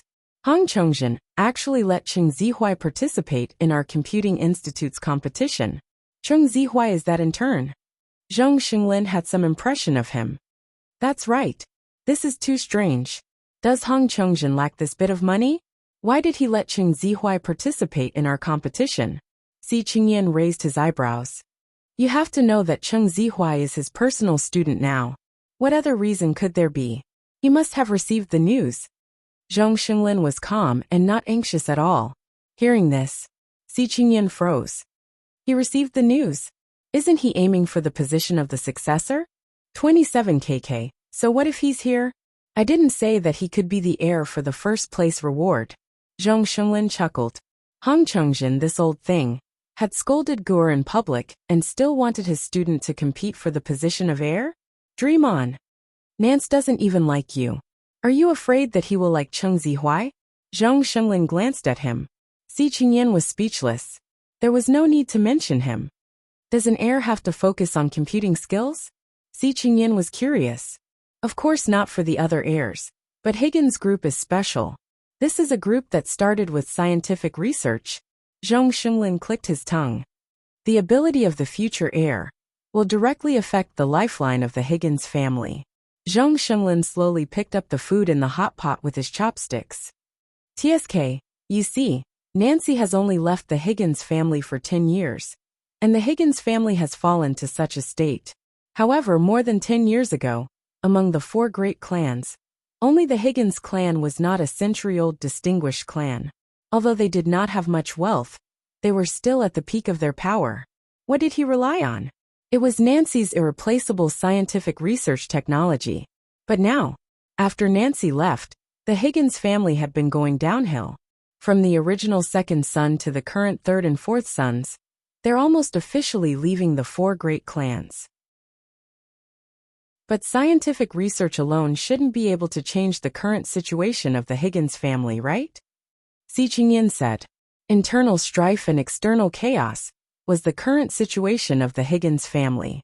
If Nancy hadn't left behind so many things, the Higgins family probably wouldn't have survived for 10 years. That's right. No matter where the heir is, methods and connections are very important. That's why I find it strange too. What's wrong with Nancy? He must find a young heir. Zhong Xinglin ate a meatball and said slowly. Who knew? The door was suddenly kicked open. Old Zhong, what do you mean? Am I crazy?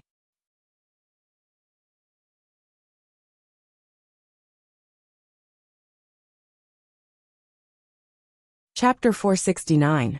Initially, he just wanted to know what Zhong Xinglin was doing in the office. The door was closed. However, he did not expect this old man to speak ill of him while cooking hot pot. Sinister. Hypocrite. Zhong Xinglin's bowl stopped. He did not expect to be caught red-handed.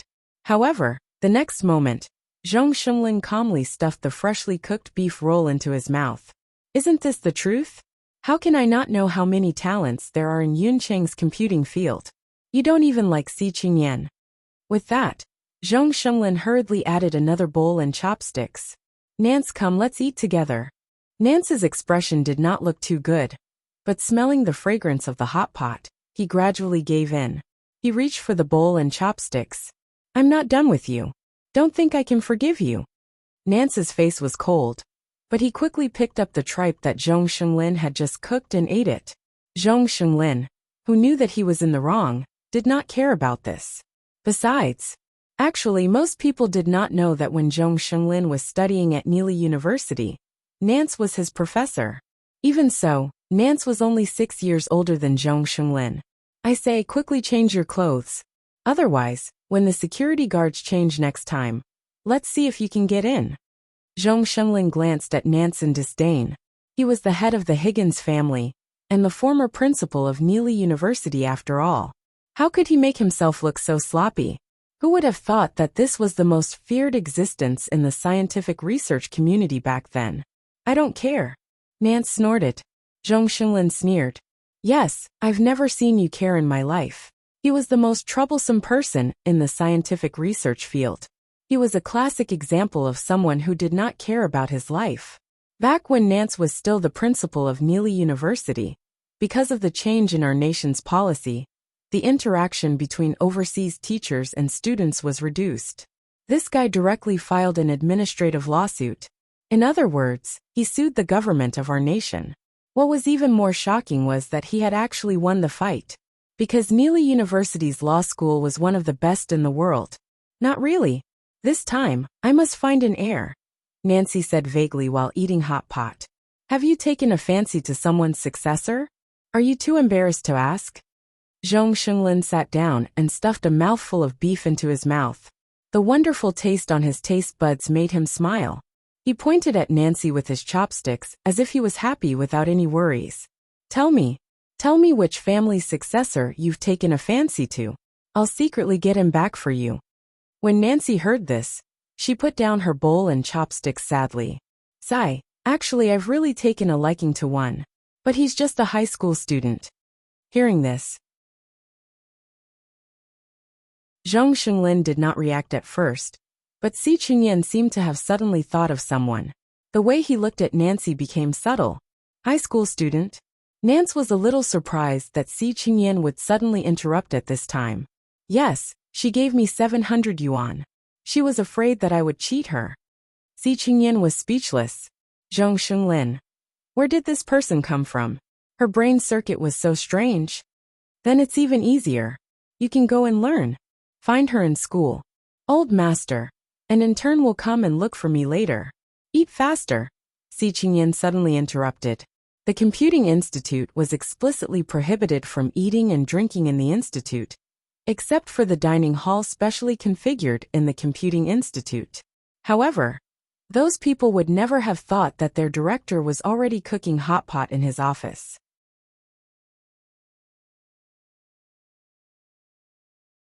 Chapter 470. I know. You're so naggy.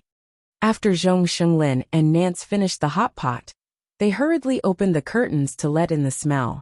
After sitting back at his desk, Zhong Xinglin glanced at Nance and said slowly, "Anyway, we're organizing a competition for you, but whether you can find an heir you like is still up in the air.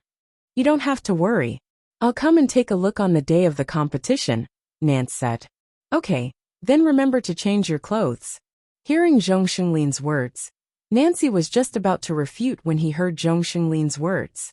Zhong Xinglin looked at him gloatingly and said, "Otherwise, whether he is willing to be your heir or not is another matter." Nance was speechless. The day before the third round of the International Musicians Association's selection, Mr. Qin pinched between his eyebrows. He did not expect to see Qin Youjiao and an unfamiliar girl the moment he returned home. Youjiao. When Mr. Qin turned to look at Mrs. Qin, he immediately understood what was going on. However, Mr. Qin's feelings were very complicated at this moment. He did not express much intimacy with his daughter, whom he had not seen for a long time. The last time at the old mansion, Qin Youjiao had unintentionally revealed that Bei Yunj had gotten first place in the competition by cheating. His memory was still fresh. However, although the Jiao in his impression was spoiled and occasionally willful, she was pure and kind. She was considerate of her parents and friendly with her classmates. But now why was she treating Guo like this? "Dad, you're back. I'm going to participate in the third round of the International Musicians Association selection tomorrow, and wanted to see you." Qin Youjiao went forward and said with a smile. At this moment, the girl beside her also said politely, "Hello, Uncle Qin. I'm Ling Jiwei from Year 2 Class 7. I'm Jiao's good friend." "Hello." Mr. Qin finally realized and could not help asking, "Are you in the same class as Guo?" Ling Jiwei did not expect Mr. Qin to ask this. "Yes." Ling Jiwei immediately changed the topic and said with a smile, "It's difficult to get a spot in the International Musicians Association. Among her peers, only Jiao has entered the second round. In the future, if Jiao can enter, she will definitely be able to help Uncle a lot." Hearing that the topic had shifted to Qin Youjiao, Mr. Qin, he did not know what to say. Seeing this, Qin Youjiao suddenly asked, "Dad, are you angry with me because I told you that Yunj got first place in the exam?" "I'm not angry." Mr. Qin looked at his daughter, whom he had doted on for nearly 20 years, and sighed. However, he still felt a little uncomfortable. "What happened?" Hearing this, Ling Jiwei could not help but look at Mr. Qin and Qin Youjiao in confusion. However, it didn't take long for Ling Jiwei to roughly guess the reason. Bei Yunj was really a jinx. She had already snatched away Yu Jiao's brothers, and now she was trying to bewitch Yu Jiao's father. "Uncle Qin, Yu Jiao has never bullied Bei Yunj." Bei Yunj, on the other hand, slapped Yu Jiao in front of so many people at school. Ling Jiwei turned to look at Mrs. Qin and said, "Auntie saw this too." Hearing this, Mr. Qin's gaze changed, and he immediately looked at Qin Youjiao. "Jiao, really?" There were still tears at the corners of Qin Youjiao's eyes as she bit her lip. "I've already said that Jiao can only be bullied." Mrs. Qin walked over, her tone filled with gloom and anger towards Bei Yunj. "She's just relying on the fact that she's the legitimate eldest young miss of the Qin family to hit Jiao in front of me." Ling Jiwei immediately agreed. "Auntie is right. And the results of the competition? Uncle Qin, do you think a person with poor results in the past can suddenly get full marks?" Chapter 471. Mr. Qin did not answer directly, but he still had some doubts about this matter.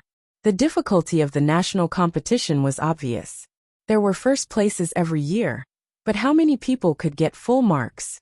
"Uncle, Youjiao just doesn't want you to be deceived. You can't be so distant and delicate just because you favor Bei Yunj." With that said, Mrs. Qin's voice sounded from the side. "Did you hear that? Even a child can see it clearer than you. Bei Yunj was first. Did the entire Qin family not know about Bei Yunj's results back then? How could she have the ability to get first?" No matter what, Mrs. Qin did not believe it. But Guo doesn't seem like someone who would lie. Mr. Qin clenched his fists. At the thought of Bei Yunj's distant gaze, his heart felt like it was being cut by a knife. "Qin Ting, that's enough. Don't you know what Bei Yunj is like? If she really has this ability, why didn't she show it back then? Mrs. Chin placed the black teapot on the table heavily. She laughed coldly. Do you not believe it, or do you not dare to believe it? Mom, that's enough. Qin Yojiao pulled Mrs. Chin back. Look, when we quarrel, who's the one who's going to advise us? Bei Yunj is your daughter, but think about it carefully. If you die in front of her one day, will she take another look at you? You. Mr. Chin glared at Mrs. Chin, but he could not say a word. However, Ling Jiwei, who was beside him, did not expect the Chin family to be in such a situation. Mr. Chin was wavering. Only Mrs. Chin stood on Qin Yojiao's side. Dad, I have something on. I'll get going first, Qin Yojiao suddenly said. Hearing this, Mr. Chin's body froze, and he looked at Qin Yojiao. Then you. Take good care of yourself. Jiao Jiao doesn't care about anything else. With that said, Qin Yojiao pulled Ling Jiwei and left without looking back. This scene caused Mr. Chin's body to stiffen. His heart began to waver again. Jiao Jiao, what do you have at this time? Didn't you ask me to help you? Ling Jiwei found it strange. Why did Qin Yojiao give up halfway? At this moment, the moment Qin Yojiao came out, the forbearance and sadness on her face disappeared. Instead, there was an inexplicable smile on her lips. There's no need for that. You've done what you can. At this time, she didn't need to keep acting pitiful in front of Mr. Chin. On the contrary, doing this would only make Mr. Chin regret it even more. In other words, it would destroy the trust that Mr. Chin had just built for Bei Yunj. Hearing Qin Yojiao say this, Ling Jiwei only seemed to understand a little. Suddenly, Weiwei, thank you for today. I have to go back first. Be careful on the road, Qin Yojiao said gently. Why are you being so polite with me? Ling Jiwei's tone was full of disgust for Bei Yunj. That kind of person is difficult to deal with. If you have any difficulties, don't shoulder them alone. I know, Weiwei. In the car. Did you bring Ling Jiwei back to see Auntie Qin? Qin Yojiao bit her lip and only nodded. However, the moment Cheng Zihuai saw Qin Yojiao like this, he immediately felt that something was wrong. Not long after, Jiao Jiao, are your eyes red? No, sand got into my eyes. Qin Yojiao rubbed her eyes. But when these words landed in Cheng Zihuai's ears, his eyes turned cold. It's Bei Yunj again, isn't it? Alright Zihuai, don't you still have to prepare for the computing competition? Don't worry about me. Seeing that Qin Yojiao was pretending to be happy despite being wronged, anger rose in Cheng Zihuai's heart. Suddenly, a thought flashed through his mind and he sneered. How can I be the only one participating in this competition? With that said, Cheng Zihuai turned on his computer and entered a command that Qin Yojiao could not understand. About half an hour later, Qin Yojiao saw that Cheng Zihuai was actually participating in the competition and had signed up for Bei Yunj. Chapter 472. After Qin Yojiao regained her senses, she said, Zihuai, you're signing Bei Yunj up? That's right. Cheng Zihuai's tone was mocking as he said coldly, Didn't she say that she likes computers? Then this time, I'll give her a chance. Zihuai, aren't you too amazing? I didn't even understand how you did it just now. Qin Yojiao flattered him on the surface, but she was gloating in her heart. So what if Bei Yunj had been in the limelight recently? Cheng Zihuai still hated her so much. As for this competition organized by the Computing Institute, she heard from Zihuai that the participants were all relatively young top talents in the computing field. If Bei Yunj went over, wouldn't she be mocked? I hacked into the computer of the form teacher of class 7. Although it took a lot of time, it was worth it to teach Bei Yunj a lesson. During this period of time, although Hong Chongjin had not taught him personally, his senior brothers and sisters were very good to him and taught him a lot. Zihuai, you're so capable. I believe you can definitely get first place in the competition. A faint smile appeared on Cheng Zihuai's lips, but he suddenly remembered Jianxi. His eyes darkened. If Jianxi was here, this competition might be troublesome. Si Chunyan, who was sorting out the information in the Computing Institute, stopped holding the mouse. He looked at the name of the new application. Name, Bei Yunj. Age, 19. Computing self-evaluation. Si Qingyan was speechless. Soon, Si Qingyan took a deep breath and looked at Zhong Xinglin, who was sitting on the sofa beside him. Old Zhong, look at this competition. Didn't I say that you'll be responsible for this? If you think she's not bad, can't you just stay? Si Qingyan was speechless. Sure. You said it yourself. Si Qingyan glanced at Zhong Xinglin meaningfully, before looking at Bei Yunji's information. What exactly was this ancestor trying to do here? It couldn't be for this few million, right? As someone who had won a 10 billion yuan project, he wouldn't let go of this bit of money? Bei Yunj, who was working on a project at home, suddenly heard a vibration. He opened it and saw that it was a notification. Institute of Computing. Miss Bei Yunj, please go to the Institute of Computing to participate in the competition in 3 days. Bei Yunj snorted and threw the phone onto the bed, too lazy to look at it. These days, they dared to send any kind of scam text messages. It was already late at night. Bei Yunj did not stop what she was doing. She only took off her silver-rimmed glasses when she heard a knock on the door. Open the door. What she saw was a man with a tall and straight posture. You're still awake? The man seemed to have known that Bei Yunj was still awake. Soon, Bei Yunj herself didn't notice that her eyes were slightly red, as she had been focused on the project for the past 2 days. Grandpa's birthday banquet is in a few days. Do you want to buy some gifts? Huashida suddenly asked. I haven't decided what to buy yet. Bei Yunj had a headache when he heard about this. Choosing a gift was the hardest thing to do. There's an auction on Sunday. Shall I take you there? Bei Yunj said without hesitation. Okay. It would be best if they could buy something that old Master Lin liked at the auction. Then go to sleep now. Don't make brother unhappy. Huashida's thin red lips curled up as he reached out lazily and rubbed his fingertips against her cheek. The faint warmth made Bei Yunj inexplicably think of the last time when the man approached her and breathed into her ear. Chapter 473. Bei Yunj took a step back. Brother, don't keep seducing me like this. Hearing this, the man probably didn't expect the young lady to be so direct. He couldn't help but chuckle softly. But in the next moment, the man's eyes darkened even more. It was a little hard to tell, as if he was blatantly seducing her.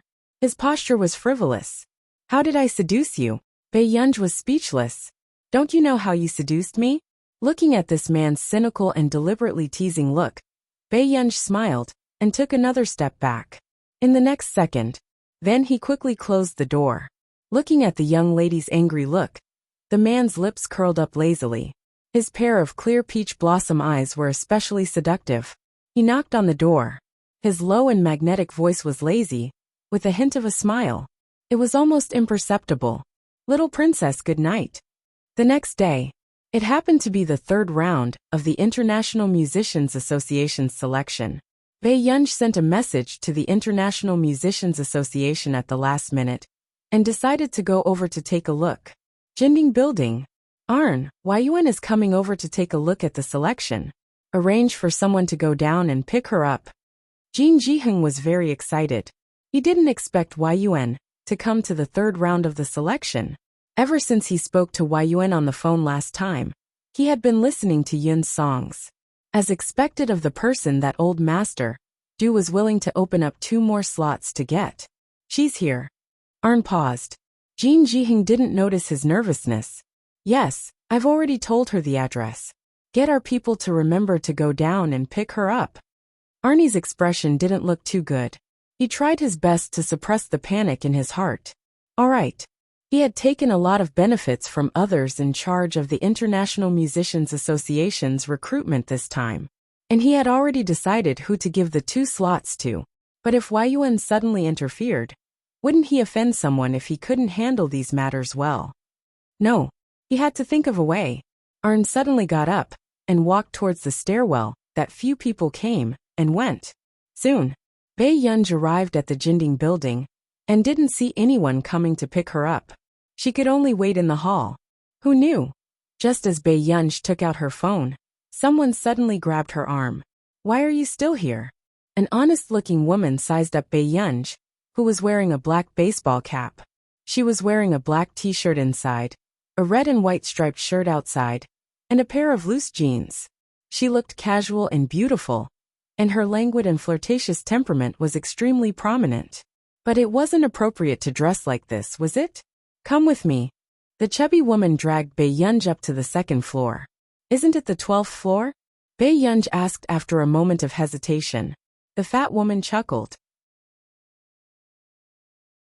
Do you think those vampires are willing to spend so much money? 12 floors. The rent of the Jinding building increased according to the number of floors. What a joke. Bae-yunj was silent for a moment, then picked up the black mask and put it back on. Did you get the wrong person? How is that possible? Black hat, red clothes, long hair. You're the only one in the entire hall who's dressed like this. The fat woman clicked her tongue and sized up Bae-yunj. You have a good temperament, but you're dressed too casually. The show was about a female group's debut. The artistes who came today were all competing with each other. This one was easy to worry about. She was dressed as if she was going out for a casual stroll. P.S.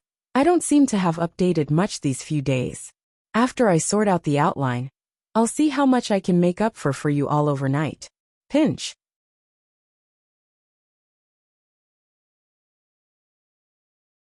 Chapter 474. Bae-yunj felt that it was strange. Did she need to dress up so grandly to watch the audition? But before Bae-yunj could speak, she heard the fat lady say, Are you ready? Bae-yunj said, I should be ready.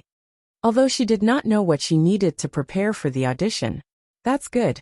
The fat lady took a deep breath and brought her to the second floor. Bae-yunj looked around and saw many good-looking girls. Why are they all girls? Bae-yunj asked. She remembered that there were not many girls left in the third round, and they were all older. The fat lady took a deep breath and looked at Bae-yunj with a fake smile. Do you need me to find you two handsome lads? Bae-yunj was speechless.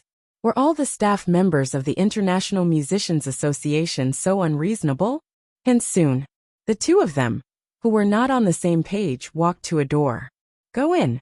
After the fat lady finished speaking, she noticed that Bae-yunj was wearing a mask and a hat. Her face was almost hidden. Was she planning to start a new trend in talent shows? She was here to join a girl group, and she had taken good care of her looks and privacy. You'd better take it off quickly. The fat lady reached out, wanting to take it off for Bae-yunj. But very quickly, Bae-yunj grabbed her hand and smiled lazily. No need. I'll go in like this. Sorry to trouble you. Upon finishing her words, Bae-yunj pushed the door open with one hand and walked in. The fat lady looked at Bae-yunj's back view in a daze. Don't say it. Just this girl's pair of eyes was enough to make her famous. At this very moment, Bae-yunj, who opened the door, was deep in thought. Looking at the surrounding lights and cameras, she felt that something was amiss. Why did the International Musicians Association have so many fancy things? Are you ready? A young man pointed to the instruments around him and revealed a warm smile. You can use all of these. Another man wearing a red hat asked curiously, Aren't you going to take off your mask? I won't. After Bae-yunj finished speaking, she glanced at the musical instruments around her and asked, Do I have to play these too? Tutor. The production team. He seemed to be a normal person. Why was he so arrogant the moment he entered the arena? He wasn't even willing to show off his talent. Why don't you put on a performance? The young man with the sunny appearance spoke again. Bae-yunj frowned and could only look at the piano. At this time, the bullet screen in the live stream was flooded with comments. Isn't this player a bit strange?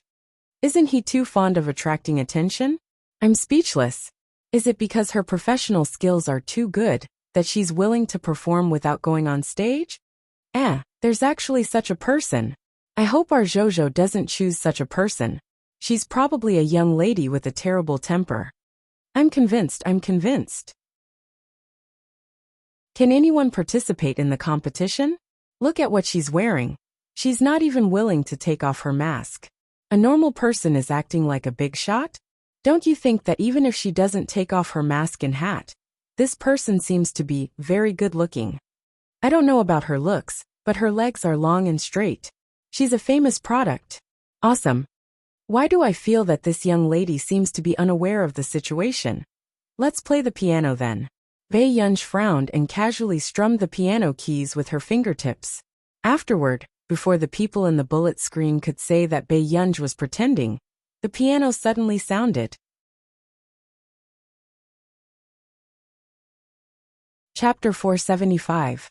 The netizens who had just heard Qin Youjiao's performance were already fed up.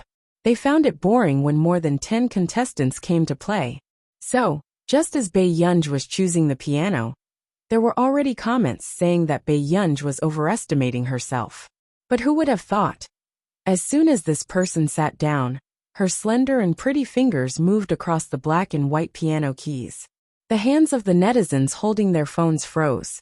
Even the mentors who were evaluating the contestants looked at this scene in disbelief. Bei Yunj looked down, but her fingers were dancing on the piano dazzlingly. Whether it was her piano skills or the song she was completing, it made people have goosebumps. They thought that she was an arrogant newbie, but they did not expect her to be a god-level big boss, until the end. Whether it was inside or outside the venue, everyone seemed to have lost their souls. When Bei Yunj was playing just now, their emotions were completely stirred by the song. They never had goosebumps. Was she King here to choose a girl group? Was she really not going to consider the International Musicians Association upstairs? Bei Yunj asked impatiently. Is it done? Why yes. Several mentors were shocked, and even wanted to give up their seats. It was not appropriate for this person to stand in the contestant's position. Then let's rate her, another mentor said. A. I'll give her A. One of the mentors said with a trembling voice. I'll give her a 2. Suddenly, Bei Yunj smiled, but there was no warmth in her eyes. You're giving me a rating? The atmosphere immediately turned cold. The comments were flooding the screen crazily. Ha ha ha ha ha, this girl is so arrogant. I love her. Sister, please forgive me. I'll help you debut. Boo-hoo, this girl is so fierce. I almost thought she entered the wrong door. Her aura is too strong. F***ck, what a great contestant. Our Jojo is so scared. I'm impressed. So what if she plays the piano? Why is her temper so bad? At the latest. That's right. Do you know how to respect people? However, at this moment, a girl wearing a black beret, a red short-sleeved shirt, and a pair of shorts with suspenders hurried in through the door. I'm sorry, mentors. I'm Huang Momo. I'm a little late. The mentors were speechless. The production crew. If this is Huang Momo, then the one who just finished playing the piano is? Just as everyone was petrified, the dance instructor Yu Manran slowly walked out. Yin, you, why are you here? Yu Manran almost shouted out Bei Yunj's name, but fortunately, he reacted quickly. Bei Yunj turned around and did not expect to see Yu Manran. In fact, Bei Yunj's disguise was so bad that even people who met her every day might not be able to recognize her. However, the jacket that Bei Yunj was wearing was bought by Yu Manran. Director, I'm sorry, but this is not a contestant. I'll take her out. Yu Manran immediately pulled Bei Yunj out. What kind of joke was this? Bei Yunj can come to the talent show. Who could afford to pay her? However, it was as if everyone who knew the truth had exploded. She's really not a contestant. No wonder she didn't seem to know anything when she came in. The mentors were chatting. She's actually related to Goddess Man. It seems that she's not an artist. Her identity is not simple either. At the thought of the piano performance just now, the mentor sighed. That piano performance is amazing. Those who don't know would think that she's from the International Musicians Association upstairs. Don't say that. I've heard the performance upstairs. She's much better. At the same time, the people who were watching the live broadcast almost exploded the live broadcast. Chapter 476. No way. Did she really go the wrong way? Then why is this young lady here? I remember that apart from the second floor having a talent show, the 12th floor is still having the International Musicians Association selection today. So after Qin Youjiao finished performing, she went to the International Musicians Association selection. Is this young lady also a participant in the third round of the International Musicians Association selection? These words quickly attracted the dissatisfaction of Qin Youjiao's fans. After all, Qin Yojiao's biggest topic of conversation was that she had entered the third round of the International Musicians Association's selection. Now that Qin Yojiao's fans saw that someone actually had the same persona as their idol, they were naturally on guard. I'm speechless. A normal person is trying to take advantage of Mai Jiao? Mai Jiao is the only contestant under the age of 20 in the third round. Take away Mai Jiao, goodbye. And Mai Jiao is also a senior in the music industry, right? Did the production team deliberately let a normal person create the devil's persona? They made her pretend to go the wrong way, and even made everyone think that she was a contestant from the International Musicians Association? Question. Sour. Do you Jiao fans have a lemon attribute? Even Man knows her. Her identity is definitely not simple. A person begging this girl to debut. +1. Don't go. Miss, don't be fierce to them. Stay and be fierce to me. I'm laughing. You Man only came from a humble background. What amazing person can you know? Just as everyone was discussing, Bei Yunj was successfully found by the management of the 12th floor. A few hours later, the term #10,000 people's blood-begging piano lady hashtag also became a trending topic. Everyone was used to watching soft girls in talent shows and had seen many mature women in shows. However, this was the first time they had seen a young lady with the aura of a devil king. It was as if she had an aura of "I'm impatient, don't provoke me" written all over her body. With just a few questions, the production team and the mentors fell into a period of silence. However, just when everyone thought that this person was too arrogant, her piano skills instantly killed everyone, making everyone speechless. In Audiobook store, she really had the temper of a devil. The fans of the talent show rubbed their hands together silently. It was simply exciting to have such a female idol in the industry. After Yu Manran sent her away, he returned. The director immediately stopped Yu Manran. "Manran, is that your friend?" Yu Manran looked at the director's smiling face and felt a little scared and wary. "What are you trying to do?" The director took a deep breath and put on a fake smile. "What can I do? Has your friend ever thought about developing in the entertainment industry?"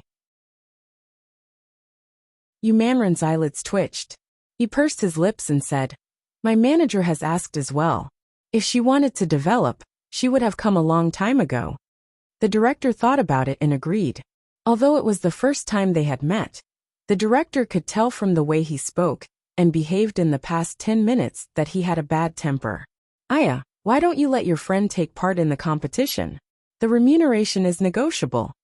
The director continued to be shameless. Yu Manran looked at him in disbelief. His face seemed to say, "I don't know what you're talking about." Bei Yunj was short of money. This was someone who was short of money? The three people in the Qin family couldn't wait to pluck the stars and the moon for her. Not to mention the master of the Hua family, who spoiled Bei Yunj so much. Could she make Bei Yunj debut? What a joke. "Brother Wang, let me give you a piece of advice. Don't think about anything that doesn't belong to you." Yu Manran patted the director's shoulder.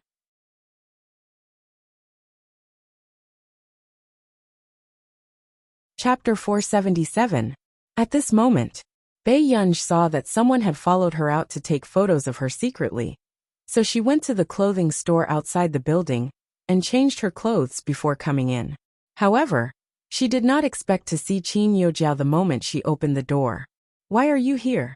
A dark look flashed past Qin Yojiao's eyes, and she asked with a smile, "Are you here to participate in the International Musicians Association's selection?"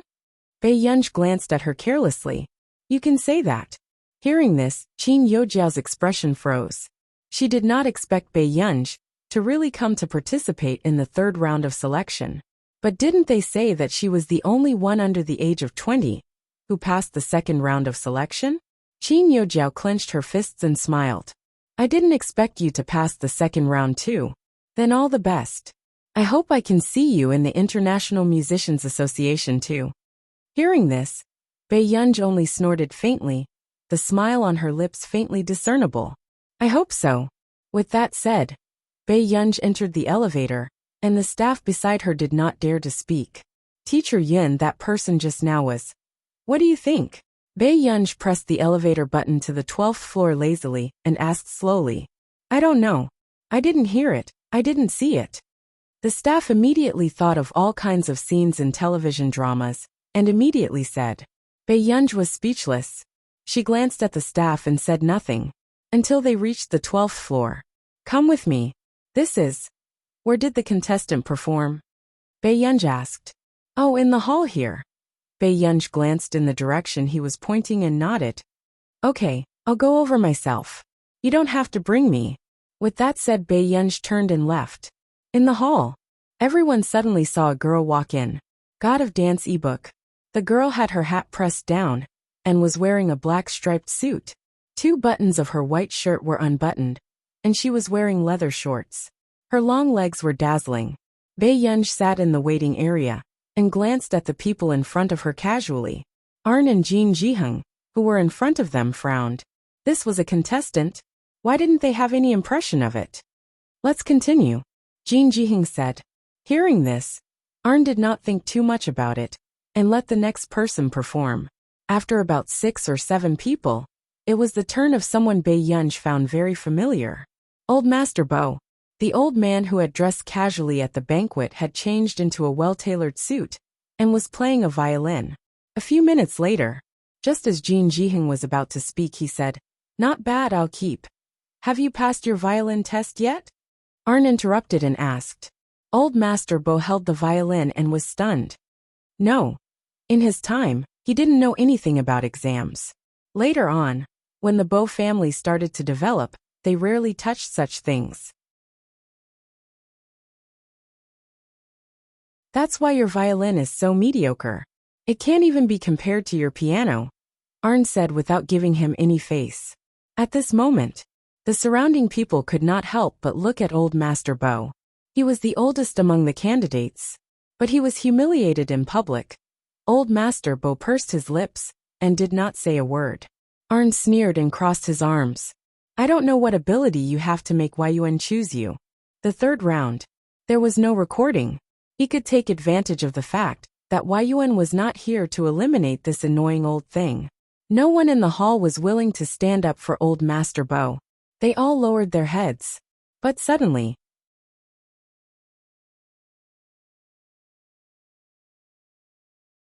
Chapter 478. Everyone was shocked and turned around to see the girl in the hat. They couldn't see her face clearly, only her sharp chin. Arnie's expression changed. What's your name? If the head examiner defines the contestants based on their level, why do they have to choose? Why don't we look at the information written by someone else? Bae-yunj crossed her legs. Her long and slender legs were so cold and fair that they dazzled people. Her slow tone was filled with unbridled mockery. Instantly, the people on the field couldn't help but cast her a look of respect. Let me ask you, what's your name? Do you believe that I'll chase you out?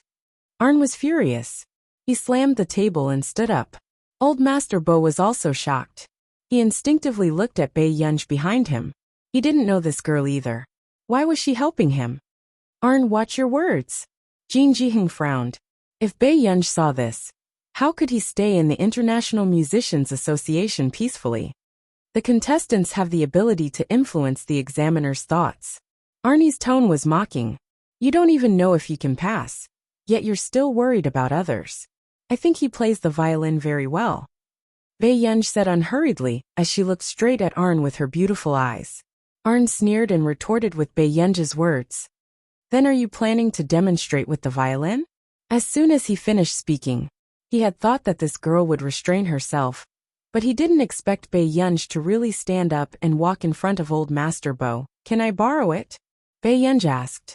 Old Master Bo reacted and immediately handed it over. Bae-yunj placed the violin on her neck and tested the sound. Soon the violin was played. This time, Bae-yunj was playing the score that old Master Bo had just played. However, she had modified it. The score was more majestic, and the style was unique and rich. However, there was also an inexplicable sense of familiarity. He seemed to have heard it somewhere before. Jin Ji-hung was the first to have this doubt, but he couldn't remember it for a while. After the entire score was played, the two examiners, Arn and Arn, gradually looked embarrassed. He didn't look like he was here for the selection. Instead, he looked like he was here to cause trouble. Teacher, guess what level my violin is at? Pei Yun's tone was long as she asked with a faint smile. However, there was no warmth in his eyes. Arn didn't look too good. You. Anyone who had studied music before wouldn't be able to lie through their teeth with such a level of proficiency in the violin. Teacher, if you think it's not good enough, you can demonstrate it yourself so that everyone can learn from it. Pei Yun returned the violin to old Master Bo. At this moment, Arnie's face was frighteningly dark. Everyone suspected that Arn would come down and attack the girl in the next moment. Shortly after, just as Arn was about to drive her out, she suddenly laughed. He said slowly, Mr. Arn, haven't you found your place yet? In an instant, Arnie's body stiffened. Even Jin Jiheng, who was beside him, reacted.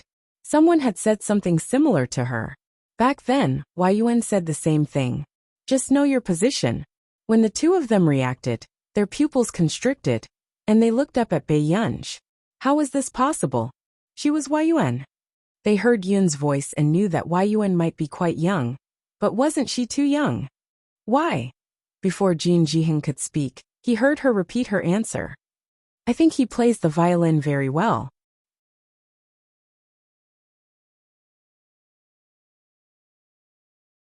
Chapter 479.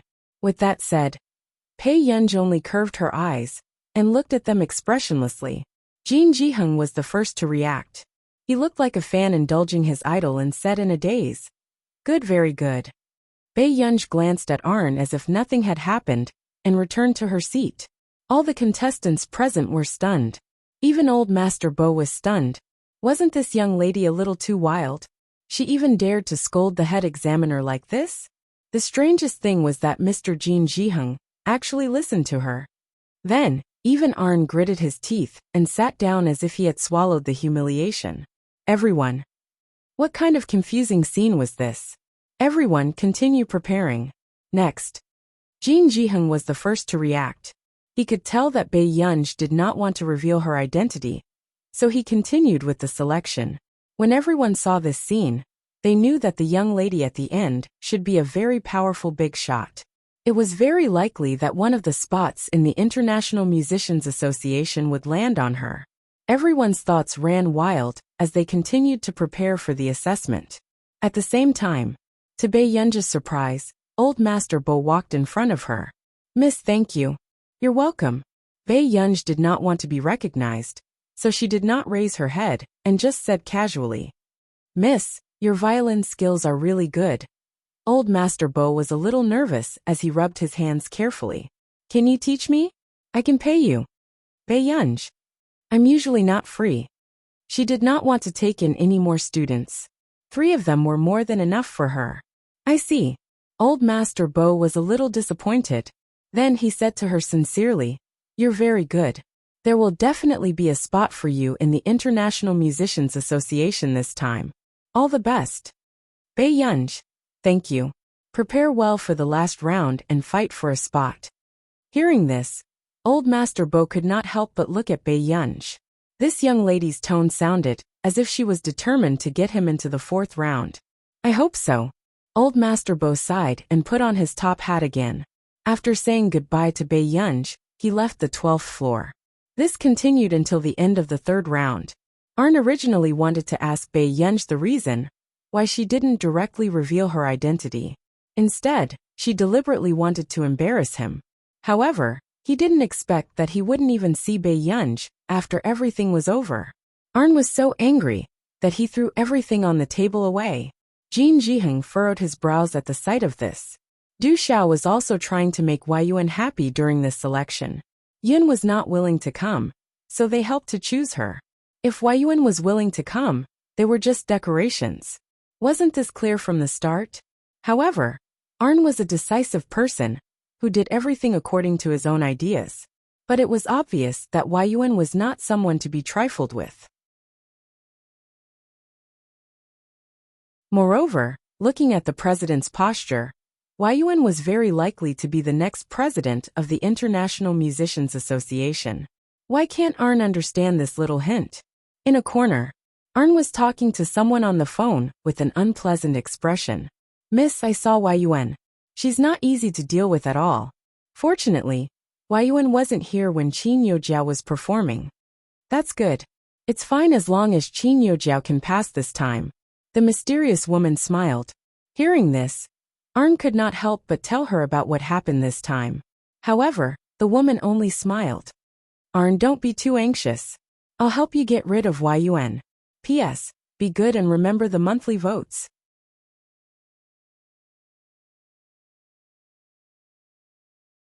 Chapter 480. Hearing the woman say this, Arn was still worried. Du Xiao likes her so much. How can he give up on her? Then let him have no choice but to give up. The woman's tone was relaxed, as if this problem could be solved easily. You did very well this time to inform me in time. I didn't expect Du Xiao to investigate so quickly. Fortunately, Qin Youjiao didn't perform that song. When the woman said this, her tone was cold. This Yuan was really a difficult character to deal with.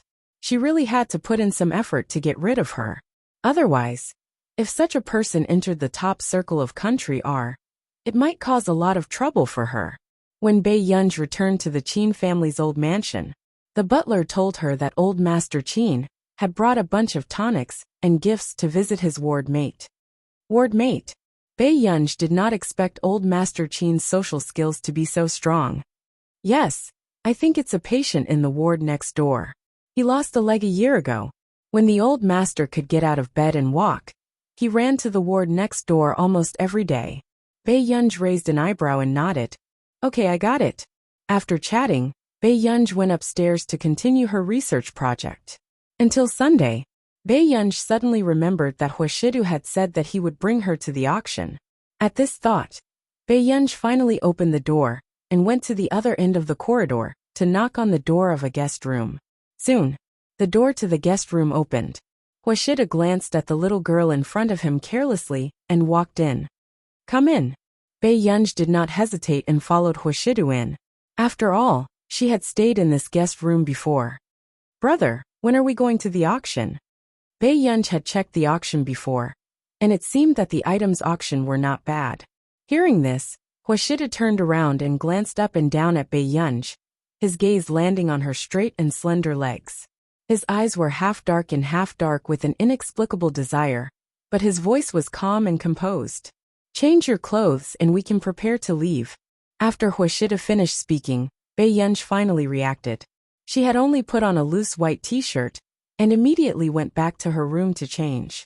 After going downstairs, she saw that the man had already changed into an exquisite handmade black suit. His eyebrows were handsome and noble, and his pair of light-colored eyes were drooping, making the corners of his eyes look seductive and lazy. Yet she was cold and unapproachable. Bei Yunj could not help but look at Huashidu. Suddenly, the man put the newspaper on the table and stood up again. Yin Yun. Bei Yunj subconsciously looked up. We'll see when we get in the car. Don't be late. The corners of Huashida's thin red lips curled up slightly. Bei Yunj. At the auction. At 7:30, it was already very lively. A woman in a long blue dress walked in with a young man with deep eyes and eyebrows. Miss Bo, I knew you would come too. Bo Jinxiao smiled and said gently. The elders in the family liked the auction item this time very much, so they specially came to take a look. This is... The woman beside her glanced at the boy beside her hesitantly. This is Ziyuan's younger brother Zhixing. Bo Jinxiao introduced him to her. So it's the second young master of the Chu family. Admiration immediately appeared in the woman's eyes. As expected of Bo Jinxiao, she had already built a good relationship with the second young master of the Chu family before marrying into the Chu family.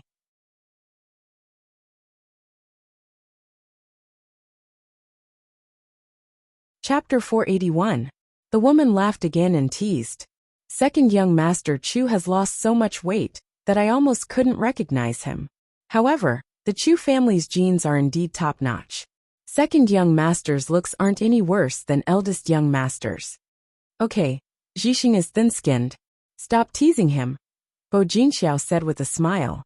Aya, our Chu family's future young madam is starting to protect her younger brother now? The woman said this and did not notice that Chu Zhixing's eyes darkened when he heard this. I've always treated Zhixing as my younger brother. Don't talk nonsense. Bo Jinxiao's words made Chu Zhixing look at Bo Jinxiao again, and he could not help but feel disappointed. Actually, he already knew that the only person Bo Jinxiao liked was his brother. At this thought, Chu Zhixing found an excuse with Bo Jinxiao and went to the washroom alone. At this moment, the woman continued to smile. You're the most envious person in our industry.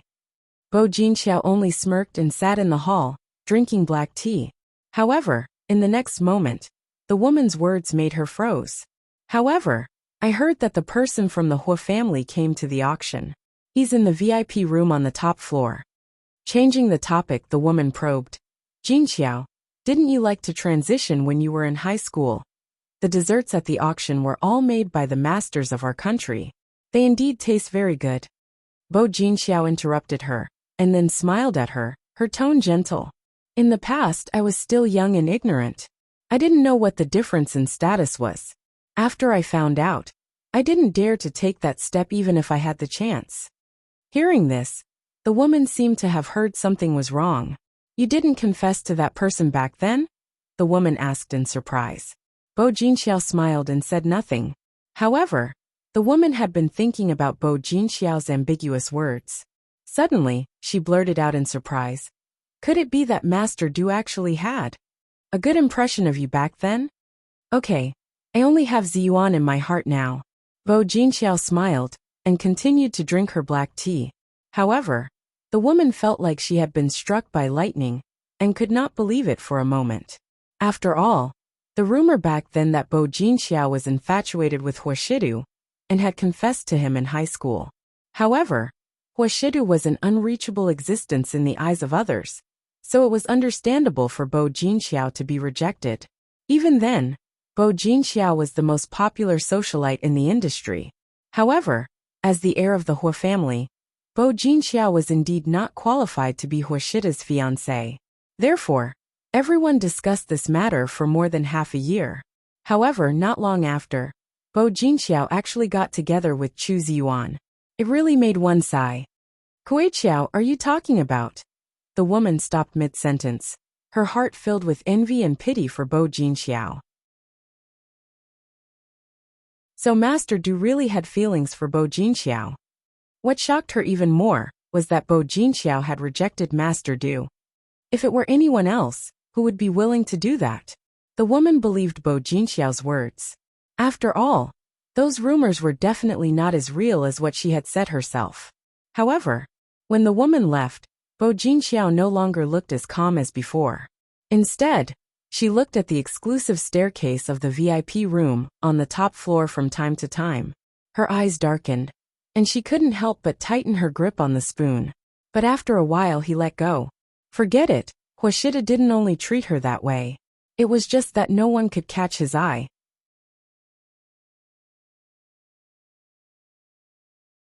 Chapter 482. Before Bo Jinxiao could look away, a familiar person suddenly came down from upstairs. Bei Yunj. She clenched her fists instinctively, and her gaze changed. Bei Yunj had come down from the top floor just now. There were only 2 sets of VIP rooms on the top floor of this building. One of them must have been arranged for Hua Shidu. She did not know who had booked the other set for the time being. But it was definitely not the Qin family. Then why did Bei Yunj come down from the exclusive elevator on the top floor? At this moment, Bei Yunj did not notice Bo Jinxiao's gaze and only made a call impatiently. Are you not here yet? Wait a little longer. I'm almost there. The person on the other end of the call wished he could fly over with a call. It was not easy for him to find out from Delaney that Bei Yunj did not teach Tich today and had come to attend the auction. Of course, he wanted to see Bei Yunj. 5 minutes. Bei Yunj gave him a time limit and hung up the call swiftly. On the other end of the call, Vic was speechless. The secretary, who did not notice anything, even pushed up his glasses and said to Vic, "Boss, there are a few teams in the Maps of the Gods and a few partners in Yincheng looking for you. Tell them to stop bothering me."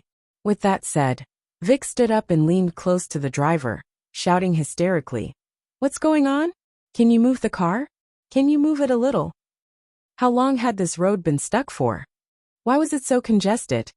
The driver said, Boss, this highway will be stuck for at least 15 minutes. Vic was speechless. Then why did I come out so late at night? Wake was in a bad mood as he collapsed on the leather sofa. The secretary asked carefully, Are you still going to the auction? Yes, Vic said weakly. Yao Yao Literature Network no matter what. Even if they waited until the auction ended, it would be good to be able to block the entrance. The secretary did not know who his boss was going to see for him to be so anxious. Then if they want to see you, let them come to the auction. Whatever. Wake's eyes were closed and he looked indifferent. On the other side, Bei Yunj sat on the sofa in the living room and waited for about 10 minutes. However, Vic was still nowhere to be seen. She pursed her lips and didn't wait any longer. Instead, she returned to the top floor. At this moment, not far away, Bo Jinxiao saw Bei Yunj take the exclusive elevator to the top floor. For a moment, an absurd and outrageous guest suddenly rushed into her mind. Bei Yunj was on the top floor. Did she know Huashidu? That was not right. Impossible. With Bei Yunj's status, how could she meet Huashidu? Just as Bo Jinxiao was deep in thought, Chu Zhixing returned. Guangqiao, what are you thinking about? Chu Zhixing sat opposite Bo Jinxiao. A dark look flashed past Bo Jinxiao's eyes, and she glanced at Chu Zhixing smiling. It's nothing. By the way, I think I saw Bei Yunj just now. Are you close to Bei Yunj? Yes.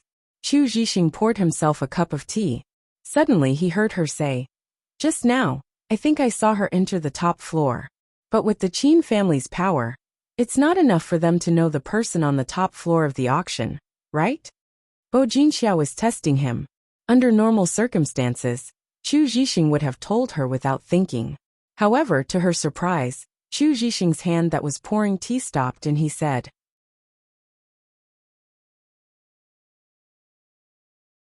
Chapter 483. The smile on Bo Jinxiao's face froze slightly. Zhixing, are you wary of me? I won't tell anyone about Master Pei. Chu Zhixing liked Bo Jinxiao, but he could not tolerate anyone hurting Bei Yunj. Bo Jinxiao clearly did not expect Chu Zhixing to protect Bei Yunj so much, and an uncomfortable feeling rose in her heart. Even if she did not like Chu Zhixing, Bo Jinxiao hid the darkness in her eyes and said, But I heard that the new young lady of the Qin family doesn't seem to have any friends in the industry. Zhixing, I'm thinking for you. Do you want to find such a person to be your friend? At first, Bo Jinxiao was just testing him. However, she did not expect that when Chu Zhixing heard this, the warmth in his eyes completely disappeared. He wiped the corners of his mouth and stood up. I have something on. I'll go back first. With that said, Chu Zhixing really stood up and prepared to leave. This made Bo Jinxiao's expression change, and she clenched her fists tightly. This was the first time Chu Zhixing had treated her like this. In the past, as long as he was by her side, he would stick to her. At this moment, before Chu Zhixing could leave, a voice suddenly sounded from behind him. Zhixing, where do you want to go? Chu Zhixing turned around and saw Chu Ziyuan in a blue suit. He frowned. Brother. Chu Ziyuan had heard the conversation between Chu Zhixing and Bo Jinxiao just now and felt that Bo Jinxiao was right. Not to mention that the young lady of the Qin family had a bad reputation. Besides, now, the Chu family and the Xiao family had an unusual relationship. As the second young master of the Chu family, how could Chu Zhixing play with the young lady of the Qin family? Jinxiao is right. Zhixing, aren't you going to pay attention to your identity? Chu Ziyuan's voice was cold and serious. The Xiao family and the Qin family don't have a good relationship. You should interact less with the Qin family. As a member of the Chu family, you should have the Chu family's standpoint. Really? Chu Zhixing suddenly asked in return. Then, before Chu Ziyuan could react, he heard Chu Zhixing laugh carelessly. His deep eyes were calm, but his tone was firm. But my standpoint will always be Bei Yunj. After that, Chu Zhixing picked up his suit jacket and prepared to leave. This made Chu Ziyuan's gaze darken, and he clenched his fists again. In the past, Chu Zhixing would never disobey him. If father finds out that you're hanging out with such a person, do you think you'll still be able to get anything from the Chu family? Chu Ziyuan said again. It doesn't matter. I'll give it to you if you want it. Chu Zhixing's words made Chu Ziyuan's face turn even darker. Chu Zhixing, Chu Ziyuan said coldly. If you walk out of the auction today, don't even think about going to country or to study. These words immediately made Chu Zhixing stop in his tracks. But in the next moment, someone put their shoulder on Chu Zhixing's shoulder. It's all right, I'll send you there. Chu Zhixing looked up and saw Qin Lang's cynical look. Qin Lang put one hand on Chu Zhixing's shoulder and smiled casually. President Chu, it's not a big deal. Why are you being so calculative with a child? This is the Chu clan's business. Chu Ziyuan's face was cold. President Chu, because of my sister, you don't let your brother study. As his brother, I naturally have to be responsible. When Qin Lang walked in, he also heard Chu Ziyuan and Chu Zhixing's conversation.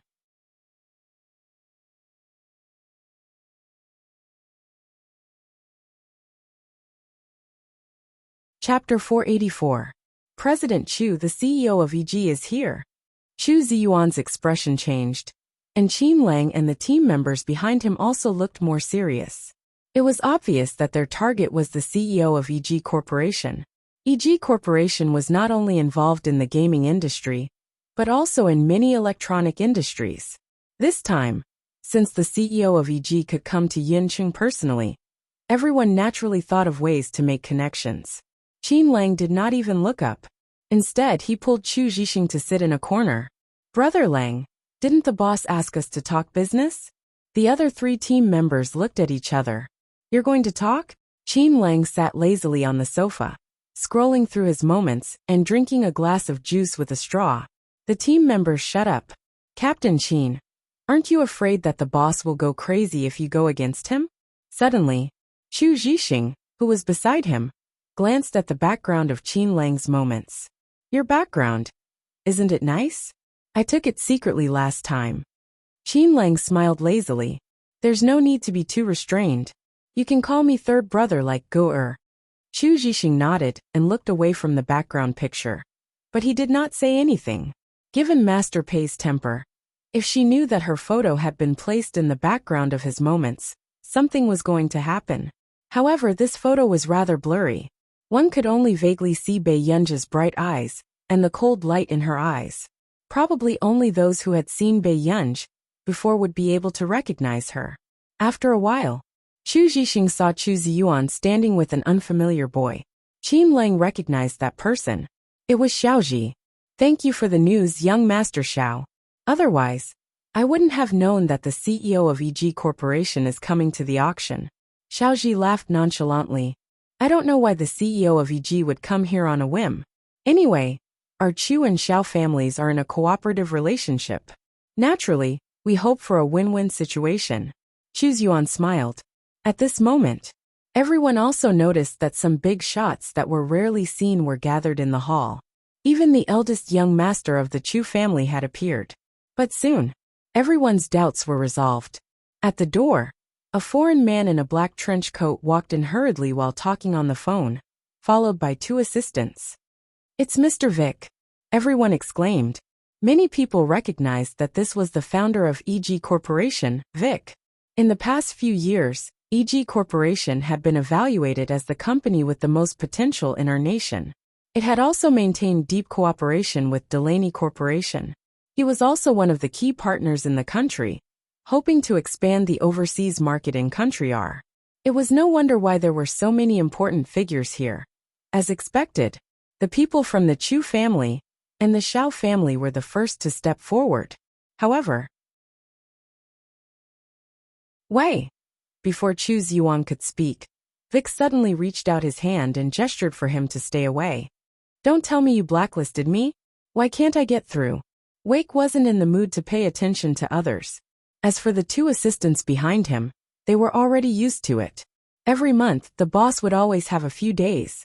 Everyone could see that Wake seemed to be calling a very important person, so they didn't say anything. But who would have thought? Wake had been on the phone for 10 minutes. No one knew what kind of god was on the other end of the phone, but he had no intention of answering. Who was this person? How dare he ignore the big boss like this?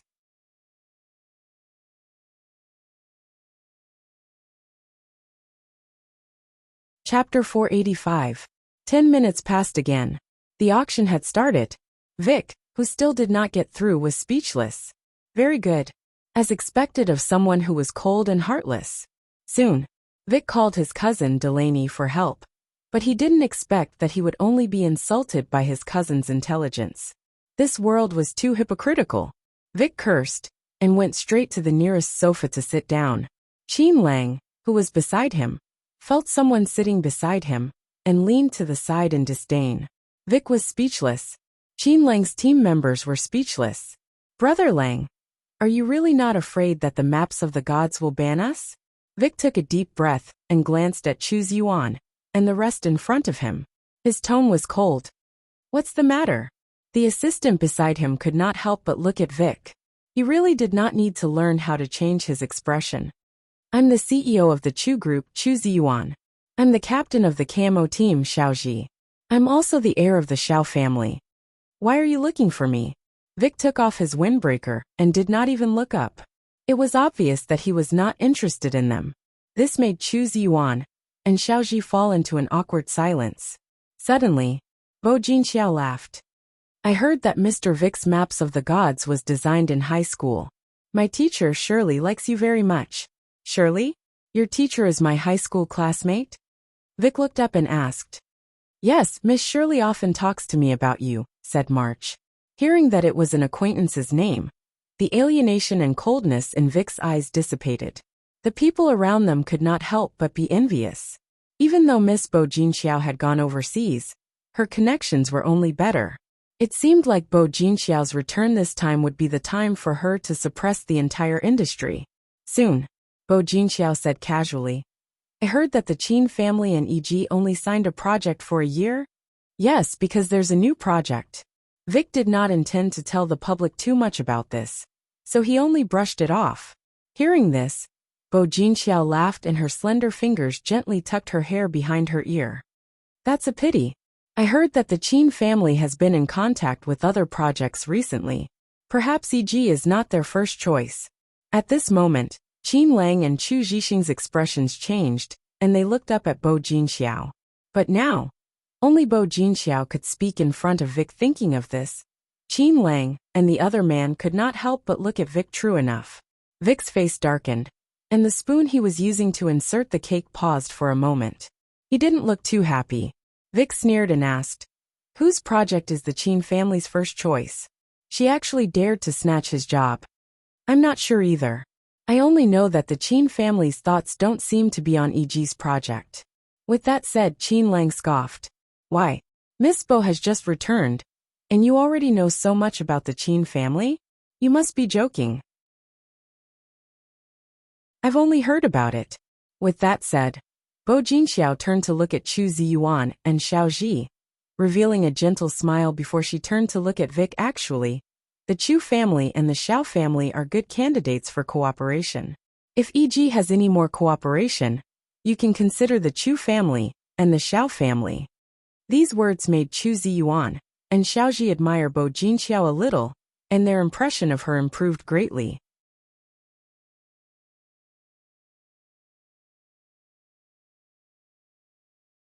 Chapter 486.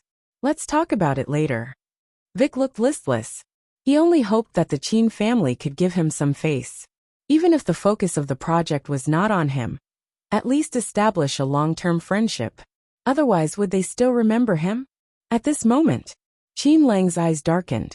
He put his phone on the table and was about to say something to Vic. But in the next moment, Vic suddenly bent down and picked up the teapot to pour water. He just ignored him. Qin Lang.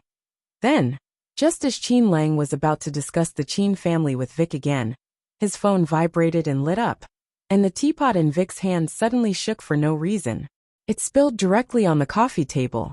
The next moment, Vic was quick to react and actually saved Qin Lang's phone first. But his own phone was ignored. Everyone. Mr. Vic had such good qualities? Sacrificing himself to save others? Who didn't know the importance of these businessmen's phones? Every phone call cost an incomparably high amount of money. But now, they actually saw Vic take away Qin Lang's phone first. Did he recognize the wrong phone? Just as everyone was confused, Vic heaved a long sigh of relief and carefully looked at the wallpaper lock screen of the phone. Whose phone is this? Mine. Qin Lang directly snatched the phone and turned off the screen. It seemed that he was not polite to Vic at all. The team members next to him were so scared that they almost had a heart attack. But then, Vic's reaction made people feel even more stunned. That? Sir, the picture on your phone is. Vic unconsciously rubbed his hands and was slightly nervous. My sister, Lu Julin. Qin Lang looked at Vic warily and felt that there was something wrong with this person's gaze. He had been staring at his lock screen just now. He clearly had thoughts about his go, or that he shouldn't have. Then where is she now? Vic's eyes lit up when he heard that. He could actually meet her brother like this. Wasn't he too lucky? Qin Lang saw that this man in his 40s was so interested in a little girl, who was not even 20 years old, and the temperature in his eyes suddenly turned cold. He smiled slightly. Somewhere you can't find. Vic. Everyone. This person was really tough. That you misunderstood. I know why. Miss Pei.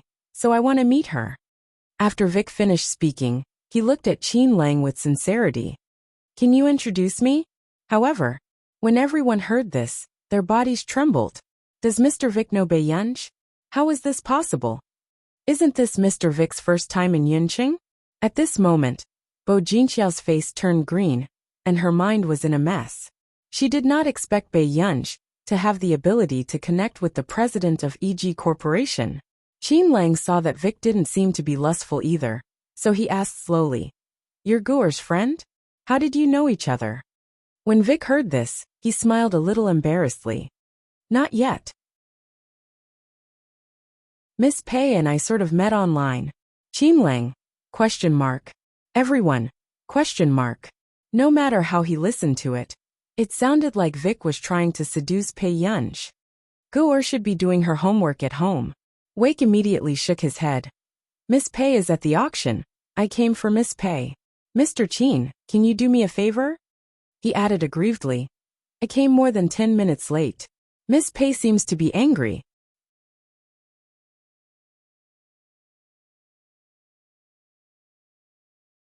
Chapter 487.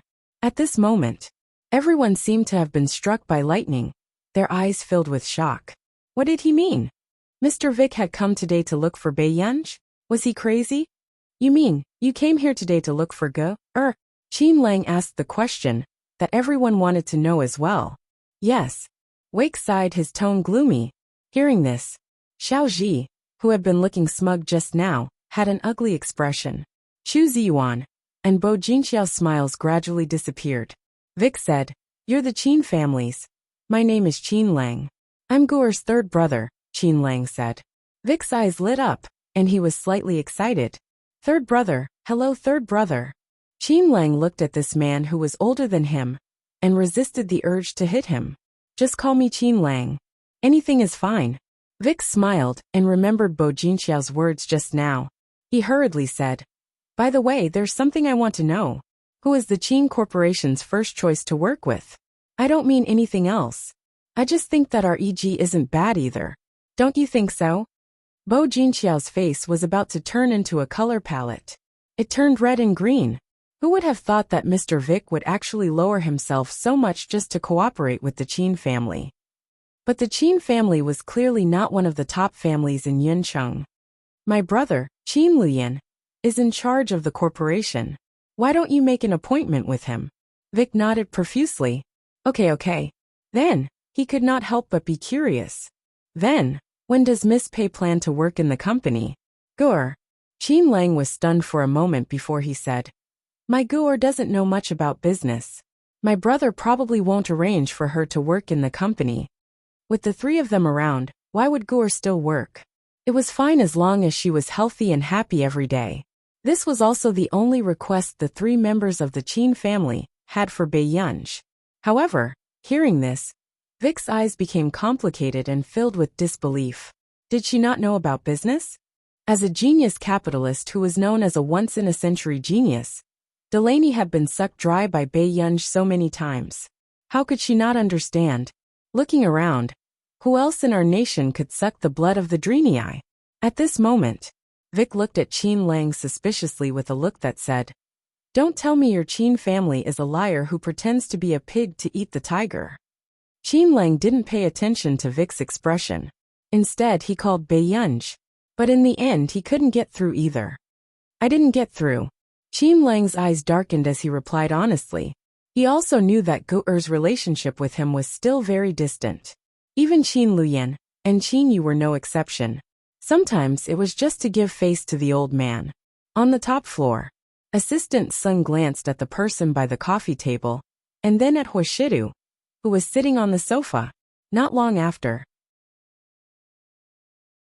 Assistant Sung couldn't help but ask when he felt Pei Qingfeng's gaze sweep over him for the 7th time. "Master Du, I don't think this is a good idea." The man lifted his thin eyelids lazily. His pale-colored pupils were abstruse, but the corners of his eyes were curled up seductively. The 2 buttons on his shirt collar were loose. He exuded a cold and lustful aura. "Miss Pei, you must be tired from studying. It's good to relax now."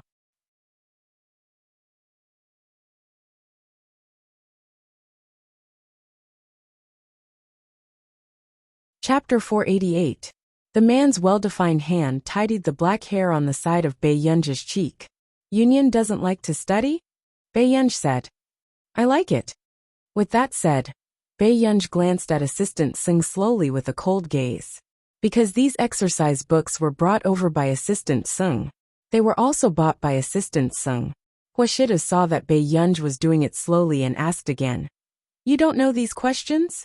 Didn't you get first place in the physics competition last time? This is mathematics. It's more difficult," Bei Yunj said calmly. Hearing this, a mischievous look flashed across Huashida's pale-colored eyes, but he did not expose her. He pretended not to remember that Bei Yunj was liked by the mathematics professor of Neely University. "After you're done with this question rest, the auction is about to start." When Bei Yunj heard this, she immediately finished the last question, although she was a little slow under Huashida's gaze. But compared to the dilly-dallying just now, this was godly speed. When Huashida saw this, he understood. "Brother, my phone." After Bei Yunj was done, she knocked on the coffee table with her index finger and reminded him. Hearing this, Huashida took the phone that Bei Yunj had placed on the sofa and handed it to her. At this moment, Bei Yunj realized that she had received many missed calls. 9 from Vic and 3 from Qin Lang. Bei Yunj felt a little strange, but seeing that the auction had started, she did not care much and only sent them a message. Halfway through the auction, Bei Yunj saw a call from Vic. She left the private room and went downstairs before answering the call. It was only after Bei Yunj finished listening to Vic's long speech on the phone that she hung up the call after making an appointment. But she did not want to. Bei Yunj was about to leave when a voice suddenly sounded behind her. "What a coincidence. Miss Pei is here too." Bei Yunj glanced at her and nodded lazily. Then she turned around and prepared to leave. However, in the next moment, perhaps, men will feel a sense of novelty towards a young girl like Miss Pei. Bo Jinxiao's voice sounded clearly. "Miss Bo, do you mean that your boyfriend will also be interested in young girls?" Bei Yunj stopped and laughed lazily. Then, she raised her eyebrows at her. She was so beautiful that it was beyond compare. Bo Jinxiao's expression changed. But don't worry. I'm not that kind of person." Bei Yunj's eyes were languid, and the corners of her lips curled up playfully. She said arrogantly, "You should know that people who hook up with other people's boyfriends are all trash." Bei Yunj. Bo Jinxiao's expression darkened. How could she not know that Bei Yunj was scolding her? Back then, she was the one who ruined the relationship between Yu Manran and Chu Ziyuan, and they became a perfect couple in everyone's eyes. "What's wrong, Miss Bo?" "I hope you don't mind if I poke at your sore spot." Bei Yunj looked at her with curved eyes. At this moment, Bo Jinxiao was fuming with anger. Soon she laughed coldly. "I've asked. There's only one VIP room on the top floor today. Did Master Du bring you here?" Bo Jinxiao stared at Bei Yunj and chuckled. "Actually, I also feel very sorry for Master Du. I chose to be with Ziyuan back then. It's good that you can take care of Master Du for me." These words were a disguised declaration of sovereignty. She was hinting to Bei Yunj that Huashidu had different feelings for her back then. Miss Bo, only people who are exasperated can't control themselves.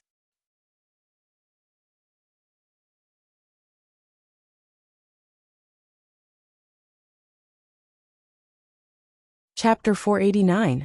The natural smile on Bo Jinxiao's face froze, and she clenched her fists tightly. This Bei Yunj was much more difficult to deal with than Yu Manran.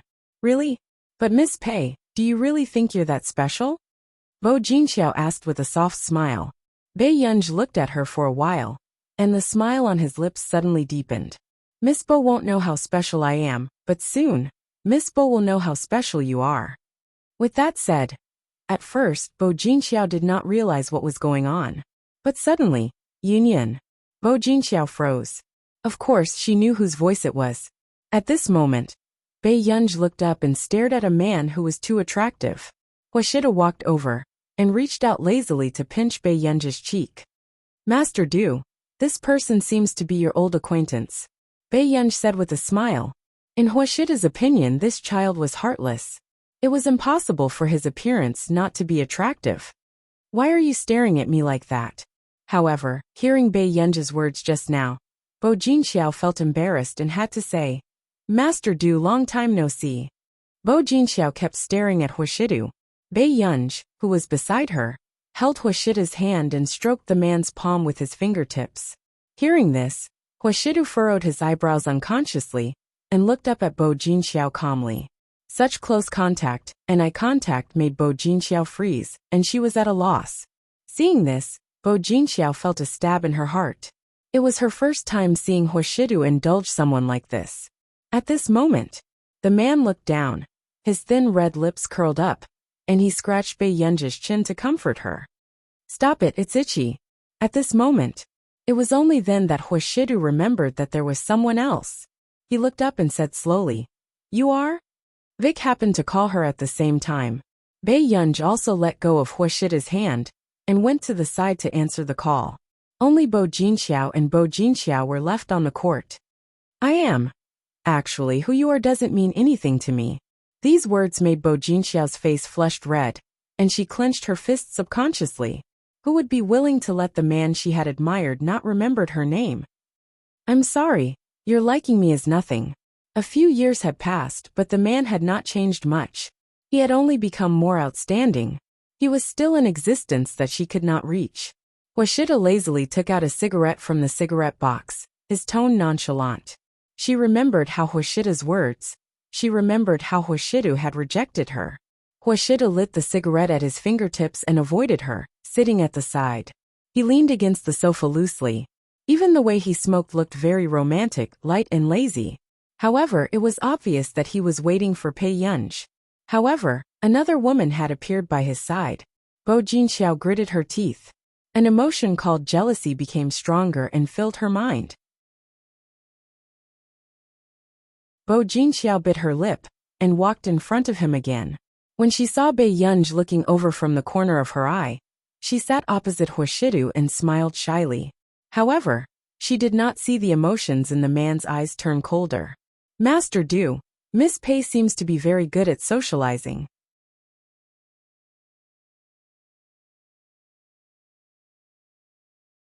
Chapter 490. The man bit the cigarette, his well-defined hand playing with the silver lighter carelessly. There was no emotion in his tone. What else? The smile on Bo Jinxiao's face froze, and she could not understand what Huashida meant. However, the next moment, she took a deep breath. Miss Pei seems to have a close relationship with EG's president. Master Du, I just want to remind you, I have no intention of interfering. Bo Jinxiao was very smart and knew that most men did not like others to interfere in their matters. Therefore, she was very good at acting in a pitiful manner. It made it impossible for ordinary people to dislike her. However, it was obvious that this trick would fail. Miss is quite concerned about my people. Huashida's tone was light, but she could hear the obvious coldness in the man's voice. Bo Jinxiao's heart tightened. She had not expected Huashida's attitude to be even clearer when she said this. This was the first time she had heard Huashidu admit that she was his person. Master Du. It's only because we've known each other for so long that there's one more thing. Miss, I hope you can keep a distance from my family in the future. The cigarette between the man's fingers had already been extinguished elegantly in the ashtray. She heard him say softly, "If this child believes anything, I'll be in trouble." He looked up, his eyes cold and distant. "You too." With that said, Hoshido also stood up, having no intention of sitting at the same table as her. This made Bo Jinxiao feel that this was the most embarrassing moment of her life. She clenched her fists, her fingertips almost digging into her flesh. It was all because of Bei Yunj. She clearly wanted her to see Hoshida's heartless side on purpose. "Over here." Hoshida walked over. "Are you done calling?" Seeing that he had not even sat with Bo Jinxiao for a minute, Bei Yunj could not help asking, "What did you say to her just now?" "It's nothing," Hoshida said slowly. "She said that she got the wrong person." These words made Bei Yunj raise her eyebrows. When she turned around, she saw Bo Jinxiao gritting her teeth and staring at her with red eyes. He was not far away and clearly heard Hoshida's words. Her brother was indeed an expert at destroying flowers. "All right." Bei Yunj nodded and looked at Hoshida meaningfully. This made Hoshida reach out again and hold Bei Yunj's face. Bei Yunj's face was almost distorted by him. "What are you doing? What did you call me just now?" Hoshida's thin red lips curved. "Brother?" Hoshida did not speak. His slender hand slowly pinched her face in public. Bei Yunj felt the gazes around her and said in a low voice, "Someone's here." "Yes, I know." The man's tone was lazy and nonchalant, as if it was only natural. But in the eyes of others, a handsome and noble man and a beautiful and bright girl were so intimate in public. The scene was strangely sweet. What kind of heavenly scene was this? Why didn't they consider filming an idol drama? Besides, this man seemed very familiar. Bei Yunj thought for a while before she remembered. "Master Du." The moment she finished speaking, she felt the evil hand on her face finally stop. However, the moment she looked up, she met the man's dark eyes, and then the man's low and hoarse chuckle sounded in her ears.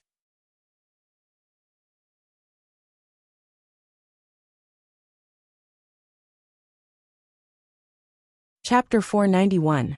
"You're so obedient." She heard the man's low and magnetic laughter with some joy. Bei Yunj broke free from Hoshida's hand, but she had a premonition. Her face must have been rubbed red by this man. At this moment, after Bei Yunj felt the naked gazes around her, she was no longer interested in teasing Bo Jinxiao. She pursed her lips and glanced at Hoshidu before she walked towards the stairs at the side. "Yunyan, the stairs over there can't go to the top floor." Hoshidu could not help but smile silently when he saw that the girl seemed to be angry. "I'll go to the third floor." Vic had just called her and said that he was on the third floor. Seeing that Bei Yunj did not look back, Hoshida's gaze landed on the junction between Bei Yunj's legs and the bottom of her skirt. Her skin was dazzlingly white and looked like it was about to expose her body. Hoshida saw that the girl was angry and did not pull her into the elevator. Instead, he walked forward with his long legs. His handsome eyes were lazy and carefree, but he quickly took off his expensive black suit jacket and followed behind the little girl. "Yunyan, slow down. Be careful not to fall." The man used his suit jacket to cover Bei Yunj's skirt, his tone light and helpless. The scene that fell into the eyes of others.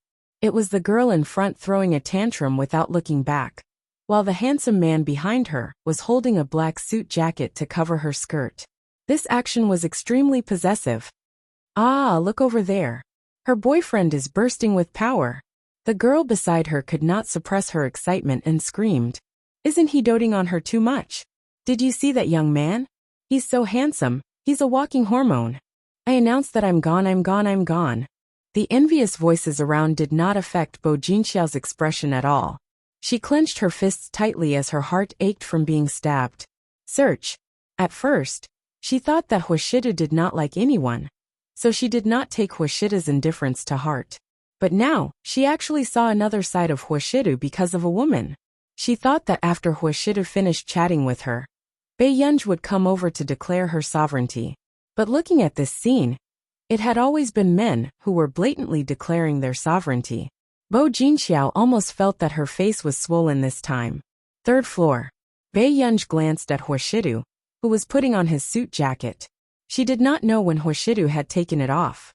Not long after. She pushed open the door to Vic's room. Why? Wake was just about to greet him warmly when he felt a cold breath next to him.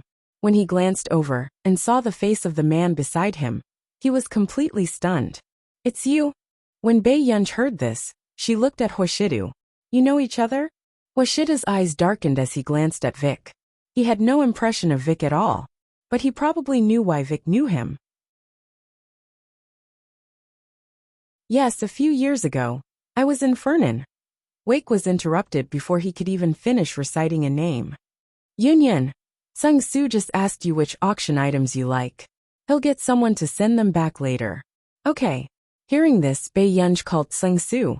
At this moment, the air froze for a few seconds before Wake asked carefully, Aren't you going back to see your grandfather? You're tuning in to the Journey of the Soul YouTube channel.